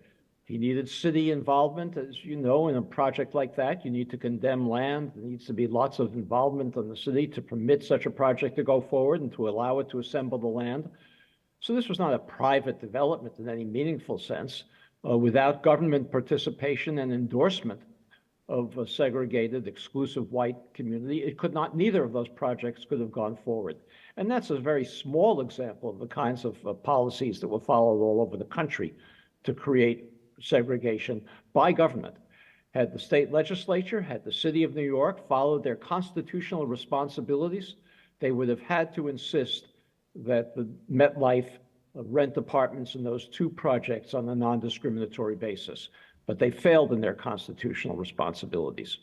So Leah, your new book together is called Just Action: How to Challenge Segregation Enacted Under the Color of Law. So I'll bite on the how-to. Where do you start? Well, what we argue in Just Action is that we need to reactivate the civil rights movement to take on this issue of residential segregation. The civil rights movement did a lot to desegregate public spaces, but it fell short of desegregating our communities. So in order to do that, we need to start by building biracial, multi-ethnic committees, groups in our own communities that are ready to take on these issues. Now, we understand that federal policy played a large role in creating the segregation that we live with today. But once created, to a large extent, it's maintained and perpetuated by local policies. So these biracial multi-ethnic groups, once they're formed, there's a lot they can do in their own communities, challenging local policies, adopting local programs, pressuring local institutions and corporations to live up to their obligations to remedy the segregation they helped to create. So the book Just Action that we wrote has dozens and dozens of examples of these local actions and policies that groups can take on. They fall into two main categories: those that are concerned with increasing investments in lower income segregated African American communities, and those that are concerned with opening up exclusive, expensive, predominantly white communities to more diverse residents. All of these strategies are essential. And Richard, I know you've written extensively on segregation in education as well. And here in New York, I'm not sure under Mayor Adams, you can comment on the current administration if you want, but under Mayor de Blasio, he used to say he wouldn't do much explicitly about segregated schools because segregated schools are basically a function of segregated housing, where kids live. So he wanted to focus on that and hoped it would trickle down to school desegregation. I wonder how much you would agree or disagree with that as a tactic.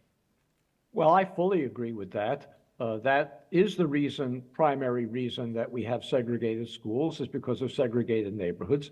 It's actually a little bit less true in Manhattan and other densely populated areas of New York City, where you actually can draw school attendance boundaries in a way that would create more neighborhood schools that were not segregated.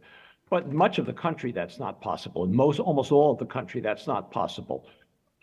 You'd have to subject children to long bus rides away from home, take away the ability of parents to participate in their local schools, in the schools that their children attend.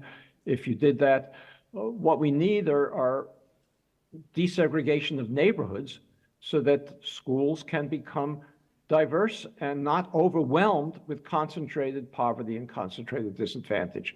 This is actually how I came to write the book, The Color of Law. In 2007, the Supreme Court prohibited the school districts of Louisville and Seattle from embarking on a very token school desegregation plan because they recognized that school segregation was not advantageous to the achievement of Black children. And the Supreme Court prohibited them from doing it, and Chief Justice John Roberts wrote his opinion prohibiting this very token plan. It was a school choice plan. It wasn't mandatory. He wrote an opinion saying that the schools in Louisville and Seattle were segregated because the neighborhoods were segregated by private activity only. Government had no role in doing it. And I realized from my reading in the past that these were segregated by government. The example I gave in The Color of Law about Louisville is a white homeowner in a suburb of Louisville who sold a home to an African American in his community, and the state of Kentucky arrested, tried, convicted, and jailed with a 15-year jail sentence the white homeowner for sedition, for having sold a home to a black family in a white neighborhood. And this was well known. This is no secret from Chief Justice John Roberts. The notion that government had nothing to do with the segregation of Louisville or Seattle is mendacious. You know, there's an old saying, I think it's actually an African proverb, that goes, not to know is bad, not to want to know is worse. And I wonder if there's something, Leah, in that concept that can be used to help build the allyship that you've been talking about.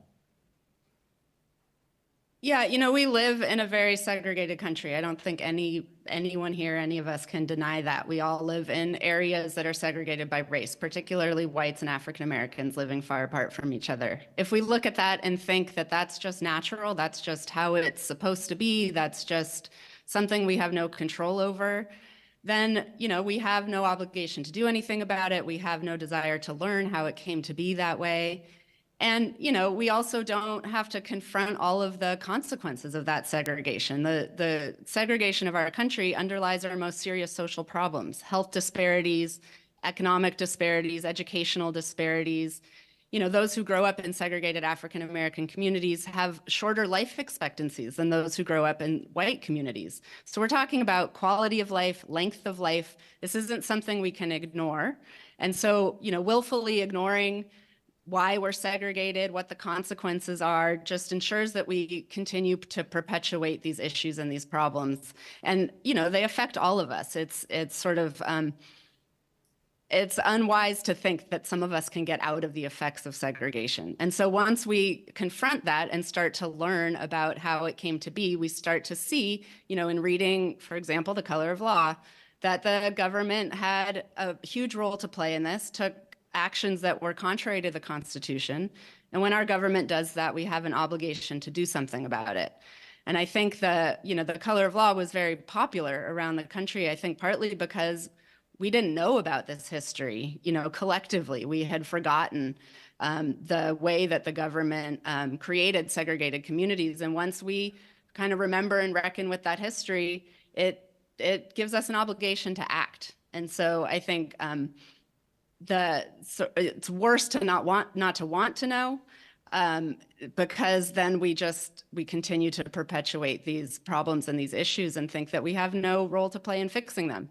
Let me add that there's an enormous desire to know in this country. I don't mean to boast, but The Color of Law sold over 1 million copies. It was on the bestseller list for over a year. The readership was primarily just because of numbers, whites, although large numbers of African Americans read it as well. And they passed it around to friends and colleagues and neighbors and held book groups about it. People were stunned to learn this history, and they were desperate to learn more. The reason we wrote Just Action was because so many people who read this book said, we didn't know this before. Why weren't we taught this in school? Why didn't we learn this in our classes?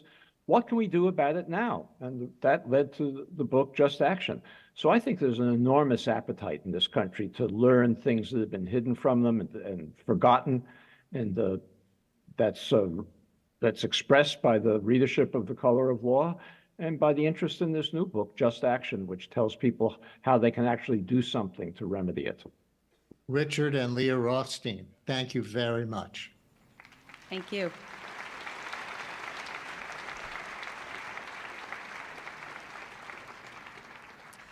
The Brian Lehrer Show airs weekdays at 10 a.m. on 93.9 FM and AM 820 and live streaming at WNYC.org. Brian will present an extended version of his interview with Richard and Leah, as well as excerpts from today's event. And remember to share your experience and insight with today's official event hashtag. That's hashtag the Inconvenient King.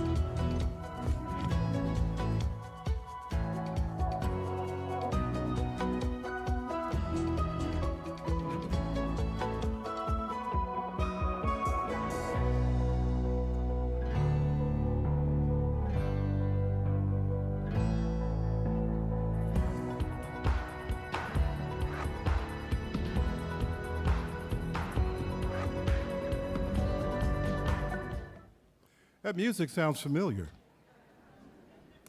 Shout out to those who join us on weekday mornings for Morning Edition on 93.9 FM, AM 820, and live streaming at WNYC.org. Please join me in welcoming to the stage the participants in our fifth and final panel. First up, journalist and biographer Jonathan Eig. Eig is the author of 6 books, the most recent being King, A Life. This is an exhaustive biography of Martin Luther King, Jr. And please welcome activist, theologian, journalist, public speaker, and author of the upcoming publication, Imagine Freedom, Transforming Pain into Political and Spiritual Power, Rahel Tesfamariam. Thank you both for joining us. And hello once again to the Apollo folks out there. I want to start our conversation by defining inconvenient, as in the Inconvenient King. And Jonathan, in your biography on Dr. King, you point out it all begins with his childhood? Yeah, absolutely. First of all, we should remember that his name was Mike King when he was born. He didn't get the name Martin Luther King until a few years later when his father changed his name. And what we need to remember about young Mike King, or ML as they later called him in the neighborhood, Little Mike, was that he grew up with more privilege than a lot of people of his peers. You know, I interviewed about 200 people who knew Dr. King for this book, and what I heard over and over again was that he was not bruised by racism quite as badly as many others. He was still bruised, and of course he grew up in the Jim Crow South, but because his father was a preacher, his maternal grandfather was a preacher, his great-grandfather was a preacher while he was enslaved, and he grew up on Auburn Avenue, which was the richest black street in the world at the time. Because of all that, because his father couldn't be fired, he had a level of security, and I think that fed his ambition. This is why little Mike sneaks into kindergarten a year early. It's why he skips grades. It's why he enrolls at Morehouse at the age of 15. It's why he thinks that he can change the world, that he brags even on dates, you know, I'm going to kill Jim Crow. That's the kind of confidence he had from a very early age.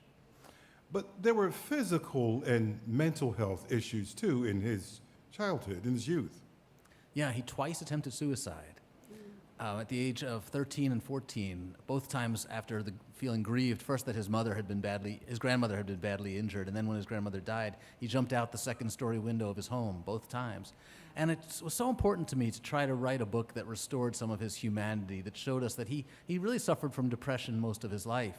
And, I mean, who wouldn't feel depressed and anxious, and knowing that the government was surveilling him? He'd been stabbed in the chest, he'd been punched in the face, his home had been bombed 3 times, he was arrested dozens of times. But he felt those things. We need to remember that he was a person with feelings and failures and insecurities. And I just think that we need to remember that our heroes don't have to be perfect. You know, mental health is a really big, mental health among youth is a really big issue now. How was it dealt with in his youth? It wasn't talked about. And of course, you know, once King became successful and famous, and once the FBI began surveilling him, it became more difficult for him to talk about his feelings. At one point, some of his friends suggested that he might want to see a psychiatrist, and he couldn't do it because he felt like the FBI would find out and would use that against him. The irony is that all the surveillance we have of Dr. King, the transcripts of his phone calls, which we know with high degree of certainty that they're accurate, we can hear him describing his feelings to his friends on the phone during these phone calls that he didn't know were being recorded. We can hear him saying, I feel like no one's listening to me anymore.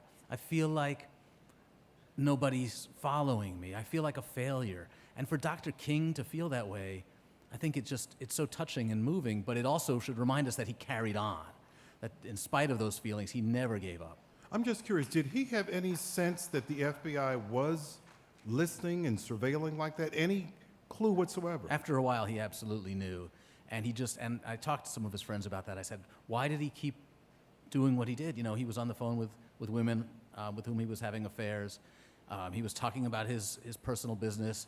The FBI wanted to know where he was going to be and what he was saying about the president. And Andy Young said to me, he just wasn't going to let them change his behavior. He wasn't going to let them win by giving in. And in a way, it became kind of a finger. You know, he was giving them the middle finger, like, fine, you want to listen to me? He would never do that. He was a man of God, but those are my words, not his. But it was his way of saying, you know, I'm better than you. I know who I am, and if you want to listen, listen. There's nothing I can do about it. Jonathan, fast forward to the last years of his life, post I Have a Dream. We're talking about mid to late 60s. Dr. King had become inconvenient, not only to the FBI, but also to many black leaders. How so? Well, he was too radical for many people, certainly many white liberals, especially when he began talking about Northern racism. And he was too conservative for many of the younger black leaders, Stokely Carmichael, the Black Panthers, Malcolm X. They used King as a foil in a way to try to make themselves look more courageous. And so King was getting it from all sides, and of course getting it from the federal government. And what's amazing is that even some of his closest friends were saying to him, why don't you try being less inconvenient? Why don't you try just focusing on voting rights in the South, where we know we're most successful and where we raise the most money? When we talk about issues of Southern segregation, the Northerners won't mind. And King wouldn't do it. He said, that's not what I'm about. I'm not trying to do what's political. I'm not trying to do what's pragmatic. I'm trying to do the moral right thing. And he had to explain that even to his best friends. It wound up being difficult for him as he took on these issues beyond civil rights, because he said I believe he said it was difficult because people just didn't attract the same kind of support amongst some of his followers, some of the ministers and some of the others. Well, yeah, and one of his greatest frustrations was with the ministers, and that's what the letter from Birmingham jail is all about. He's saying, people are telling us to be patient. People are saying to wait. We're making progress. Just give us more time. And that angered him perhaps more than anything else. It angered him in many ways more than the blatant racism of Bull Connor in Birmingham, because these were people who he thought were men of God. And he thought they were coming from the same place he was coming from, which is that God says we're all God's children. We're all made in God's image. There can't be differences between us. And if you're telling us to wait, you're just extending that misery. You're extending that lie. And he wouldn't take it. He wouldn't fathom that. Rahel, Ike's book on King also reveals letters from King's widow, Coretta Scott King. Those letters reveal just how much impact she and other women had on the civil rights movement, encouraging a more global approach, and yet it's no secret how women were relegated to a behind-the-scenes role. Tell us about women leaders of modern-day movements. Well, I think before I tell you about women leaders of modern-day movements, I first have to say that it is the power of praying women, for example, that are the reason that I'm on this stage today. So I first and foremost have to say that women who lived in Queens, in the South Bronx and Harlem, women who are also African and Eritrean. And so I want to bring those women into the room with me, because one of the ways that we resist exclusion is to radically bring people into the room. So I bring those women into the room, onto this stage in this very moment, because who we all are a product of them. And so the exclusion of women doesn't just happen in movement space, it happens in every facet of society. And when I became a mother, I became enraged by that fact, because I thought about what it takes to bring children and babies into this world. What it takes of our bodies, of our wombs, the 10 months of nurturing, the maybe year of breastfeeding, the years of caring for a child. To do that as you care for a community, a world, a continent, is unimaginable. So first, let's acknowledge women, okay? Let's acknowledge women.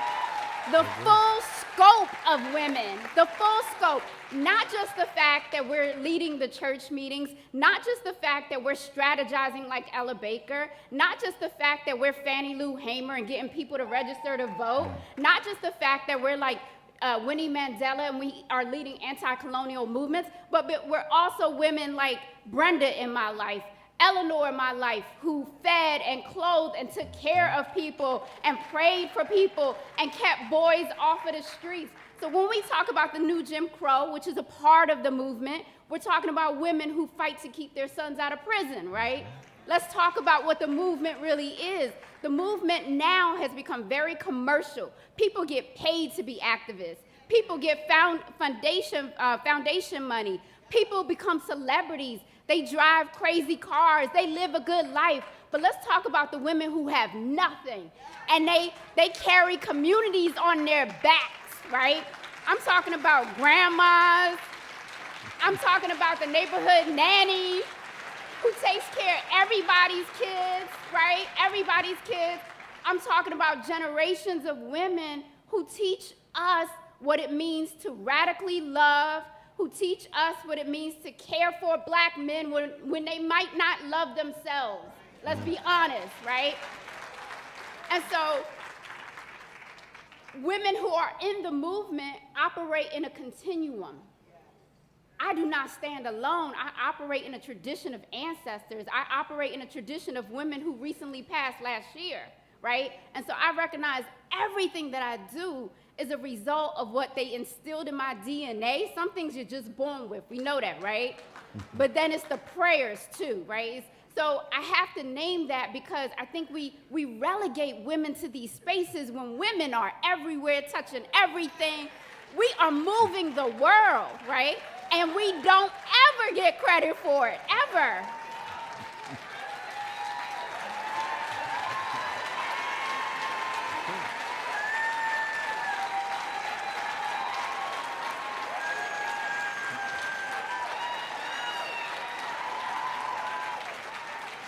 Well, Hell, you touched on something brought up in the last panel, allyship. Are you implying leaders of the new school of civil and social justice have a different notion of allyship? Allyship. So I've recently been talking about radical inclusion. And first, let me explain to you why I've been using the word radical a lot, right? When you look at places like Palestine, what you see is white supremacy being radically evil, right? You see white supremacy being radically demonic. You see white supremacy being radically oppressive, right? And so if they're gonna come that hard, and I come from the tradition of hip hop, we talk about ante up, right? Ante up. And so I think we gotta ante up.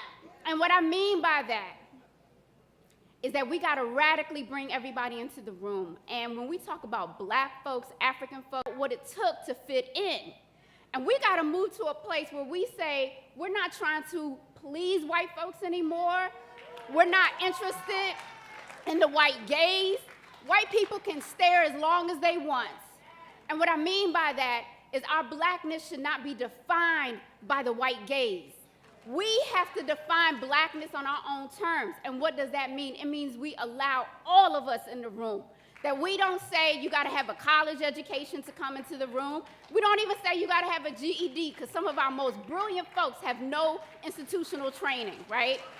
Our people are resourceful, our people are brilliant, they're creative, and that's largely why white supremacy is so obsessed with blackness, because it's trying to replicate it. And it has realized that as long as it can take our culture and keep profiting off of us, right? Because that's really what's happening.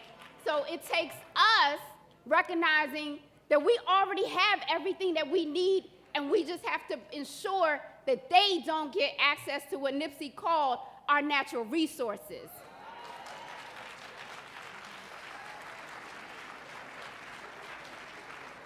I'd like to delve more into the Israeli-Palestinian conflict, but not in this forum. Don't get me started. I'm You do not want to get me started on that. Okay, go ahead. I'm not going there. Free Palestine! Sorry. Jonathan, entangled in respectability politics is this often misinterpreted, cannibalized, and even co-opted notion of woke. Does your research reveal Dr. King as woke? Oh, yeah. He said it himself. He said, our very survival depends on staying awake and adapting to change and continuing to fight. Our very survival. So I think when you look at King and you look at, as I said earlier, people who were saying to him, stick to voting rights, he's adapting to change. He's staying awake, because what's the alternative to staying awake? Going to sleep? And what happens for King is when he begins to speak out on these issues, when he becomes more and more woke and begins talking about northern racism, when he moves to Chicago and highlights what's happening there in terms of school segregation, housing discrimination, job hiring discrimination, he gets beat up more and more by the northern press. But what he's trying to do is wake us. What he's trying to do, he sees his job as being a spotlight. I'm going to shine the spotlight on the worst of American racism. And I'm going to shine that spotlight until you do something about it. And that's what finally forces the president to introduce civil rights legislation and voting rights legislation over and over again. It doesn't always work, but he insists that his job is to shine that light and to wake us up. Well, Hill, I've heard you speak on the differences in being woke in America versus being woke in war-torn and challenging environments across the world. Yeah, so, I'm a product of a war-torn country. I was born amidst war. I came to the United States undocumented. And, I came here on a 6-month visa and became undocumented. And I was undocumented for 10 years. I didn't get my citizenship to the United States until I was a senior at Stanford University.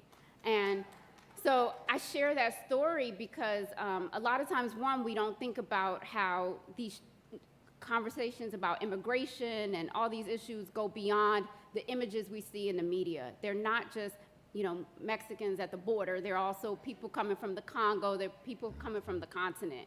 And so one thing about United States activism, a lot of times people sign up for activism as if it's a career pursuit. But my brother was a freedom fighter. And when I say he was a freedom fighter, he carried arms. He was part of a liberation front. He was a political prisoner. He was in jail and wounded. And my sister also was trained with AK-47s. There are pictures of them holding guns.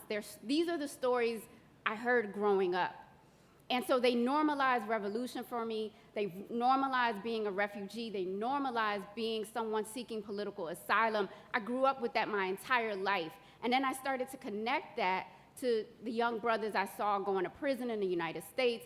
So what I would say about, being a child of Africa, traveling the world, seeing these conditions, survival is the reason that people pursue what we call activism. They're trying to survive. They're trying to feed their kids. They're trying to ensure that some oppressive force doesn't come and steal their land. And as I said, their natural resources, right? It's a survival mechanism. The United States uniquely has a facade of freedom that unfortunately makes us very comfortable. And if you are going to do anything for future generations, the first step is to become uncomfortable being an American. It will change your relationship to capitalism. It will change what you consume. It will change the networks that you watch on television. You will begin to say to yourself, I'm beginning to see what being American does to millions of people all across the world who are suffering because of my tax dollars. It sounds as if what you're saying is become inconvenient. Become radically inconvenient. I'd like to close this discussion by talking about faith. And Jonathan, any last thoughts on the impact of the Black church on Dr. King? I think it's everything. I think, he talked about, and there's a sermon that he gave the most often. We, of course, remember the I Have a Dream speech, which is his most famous speech. But the sermon he gave most often was called The Three Dimensions of a Complete Life. And what he said in that sermon is that we have to be who we are, to be successful, to make change, to bring this country into alignment with the words, to fulfill the promises in the words of the Declaration of Independence. We have to have 3 dimensions. We have to, first of all, take care of ourselves. We have to learn to love ourselves because we can't love others until we love ourselves. Amen. And we have to be the best at whatever we choose, whatever path we choose. The second dimension, so the first dimension was the length of life. The second dimension was the width, the breadth of life. And that meant thinking about others. That if you're passing by somebody in need because you're afraid of what might happen to you if you help, you should be more afraid of what's going to happen to that person if you don't help. So the breadth of life is the second dimension. And the third dimension he talked about is the height. And that means reaching for God. That means fulfilling the ideals that we live by, that we are not here for ourselves, that we are trying to live up to the image that we believe in, and that there's a power greater than ourselves, and that when we lift up ourselves to a greater height, we can lift the nation and the world to greater heights. And that was everything that drove King, because over and over again, he was slapped down for speaking out on his morals. He gave the greatest speech of his life, I believe, here in New York at Riverside Church, exactly a year before his assassination. And he talked about the fact that militarism and materialism were rotting the soul of this country. And he felt like until we addressed the core issues of what it meant to be good human beings, our work was not going to be complete. And the next day, he gets a call from one of his closest friends. And we know exactly what he said because the FBI was recording the call. And he said, his friend said, "I thought that was a terrible speech. It's going to hurt us. It's going to hurt our fundraising. It's going to hurt our ability to get things done on Capitol Hill." And King has to say to one of his closest, dearest friends, "Don't you know who I am? What I did may not have been politically wise, but it was not morally unwise." Wow.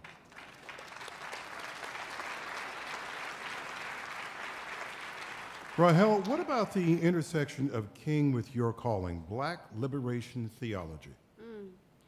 You know, a lot of times, let's be honest, Black folks don't know what Black liberation theology really is. And I say that because every time I talk about it, people are like, "Can you explain that to me? Like, what does that mean?"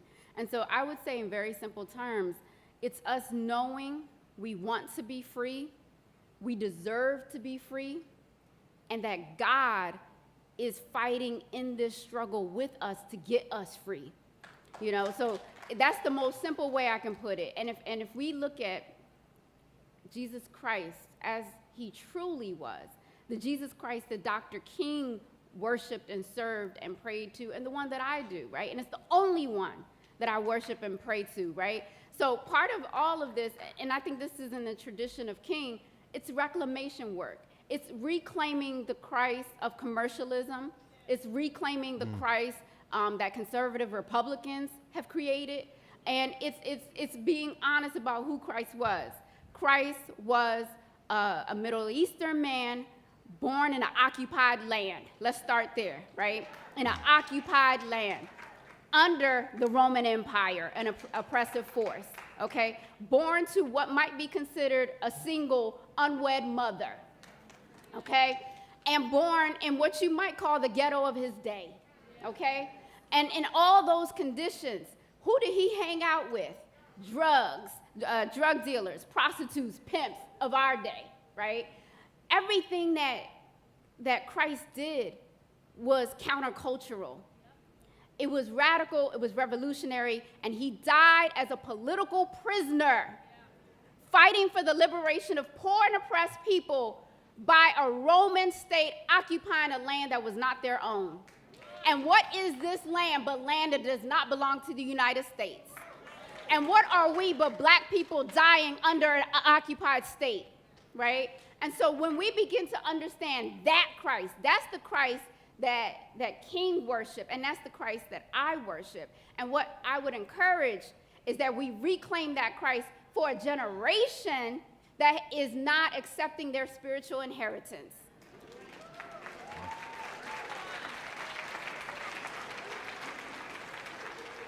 Jonathan, I have to ask you this. There are more FBI surveillance tapes going to be released, I believe, in 2027. Right.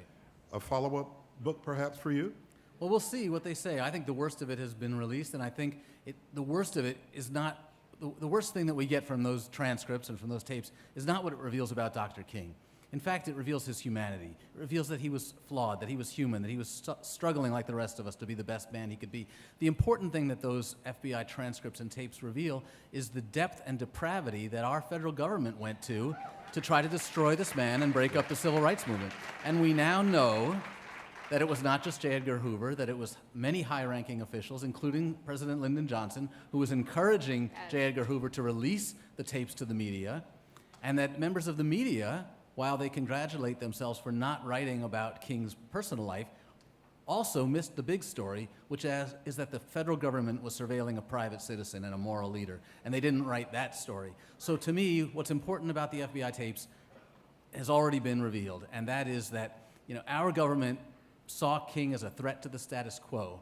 They saw him as somebody who was going to demand that the people who'd been hoarding power for centuries might give some of that power up, and that's why he was considered a threat. How about a hand this evening for Jonathan Ives' book, King, A Life, a biography of Martin Luther King Jr. It's out now. Rahel Tesfamaria's book, Imagine Freedom, Transforming Pain into Political and Spiritual Power, is available for pre-orders. Thanks to both of you. Thank you.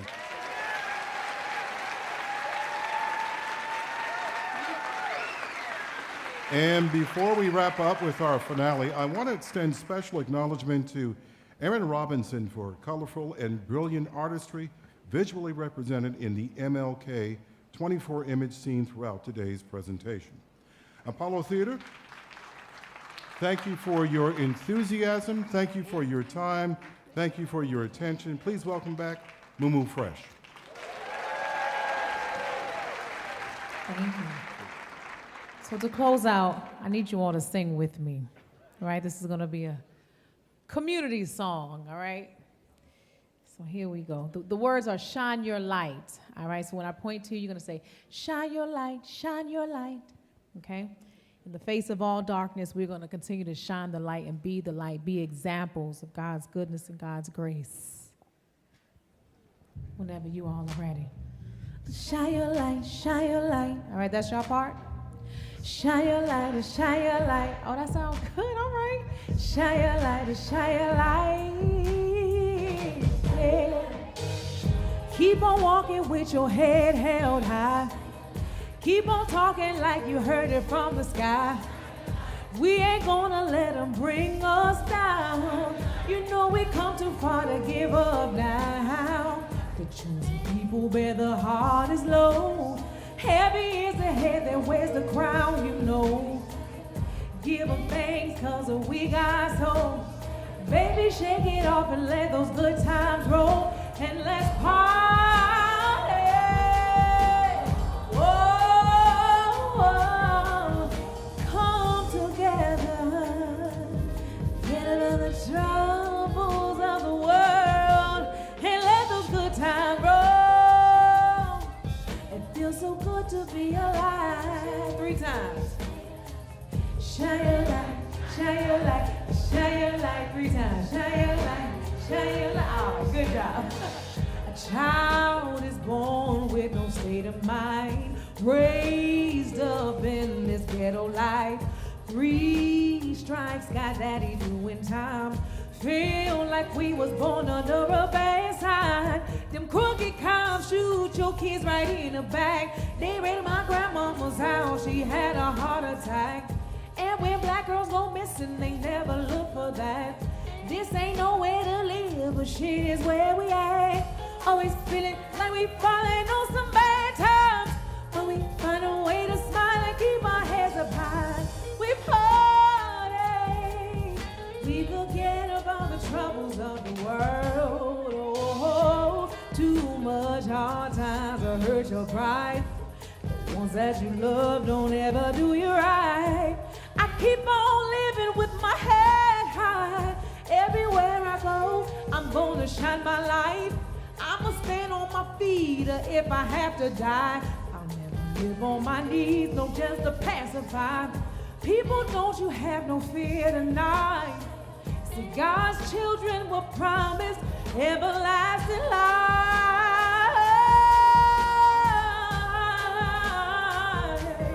People come together. Don't you worry at all. And let those good times roll. 3 times, all right? Shine your light, shine your light, shine your light. Shine your light, shine your light, shine your light, shine your light, shine your light, shine your light, shine your light, shine your light, shine your light, shine your light, shine your light. Oh,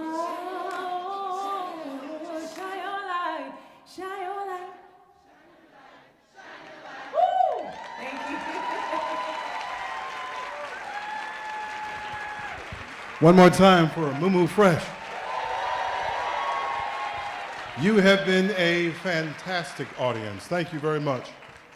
On behalf of the Apollo Theater, New York Public Radio, WNYC, and the March on Washington Film Festival, thank you for honoring the Reverend Dr. Martin Luther King, Jr. Remember to share your experiences and insights with today's official event hashtag. That's hashtag the Inconvenient King. This has been MLK, the Inconvenient King. Thank you.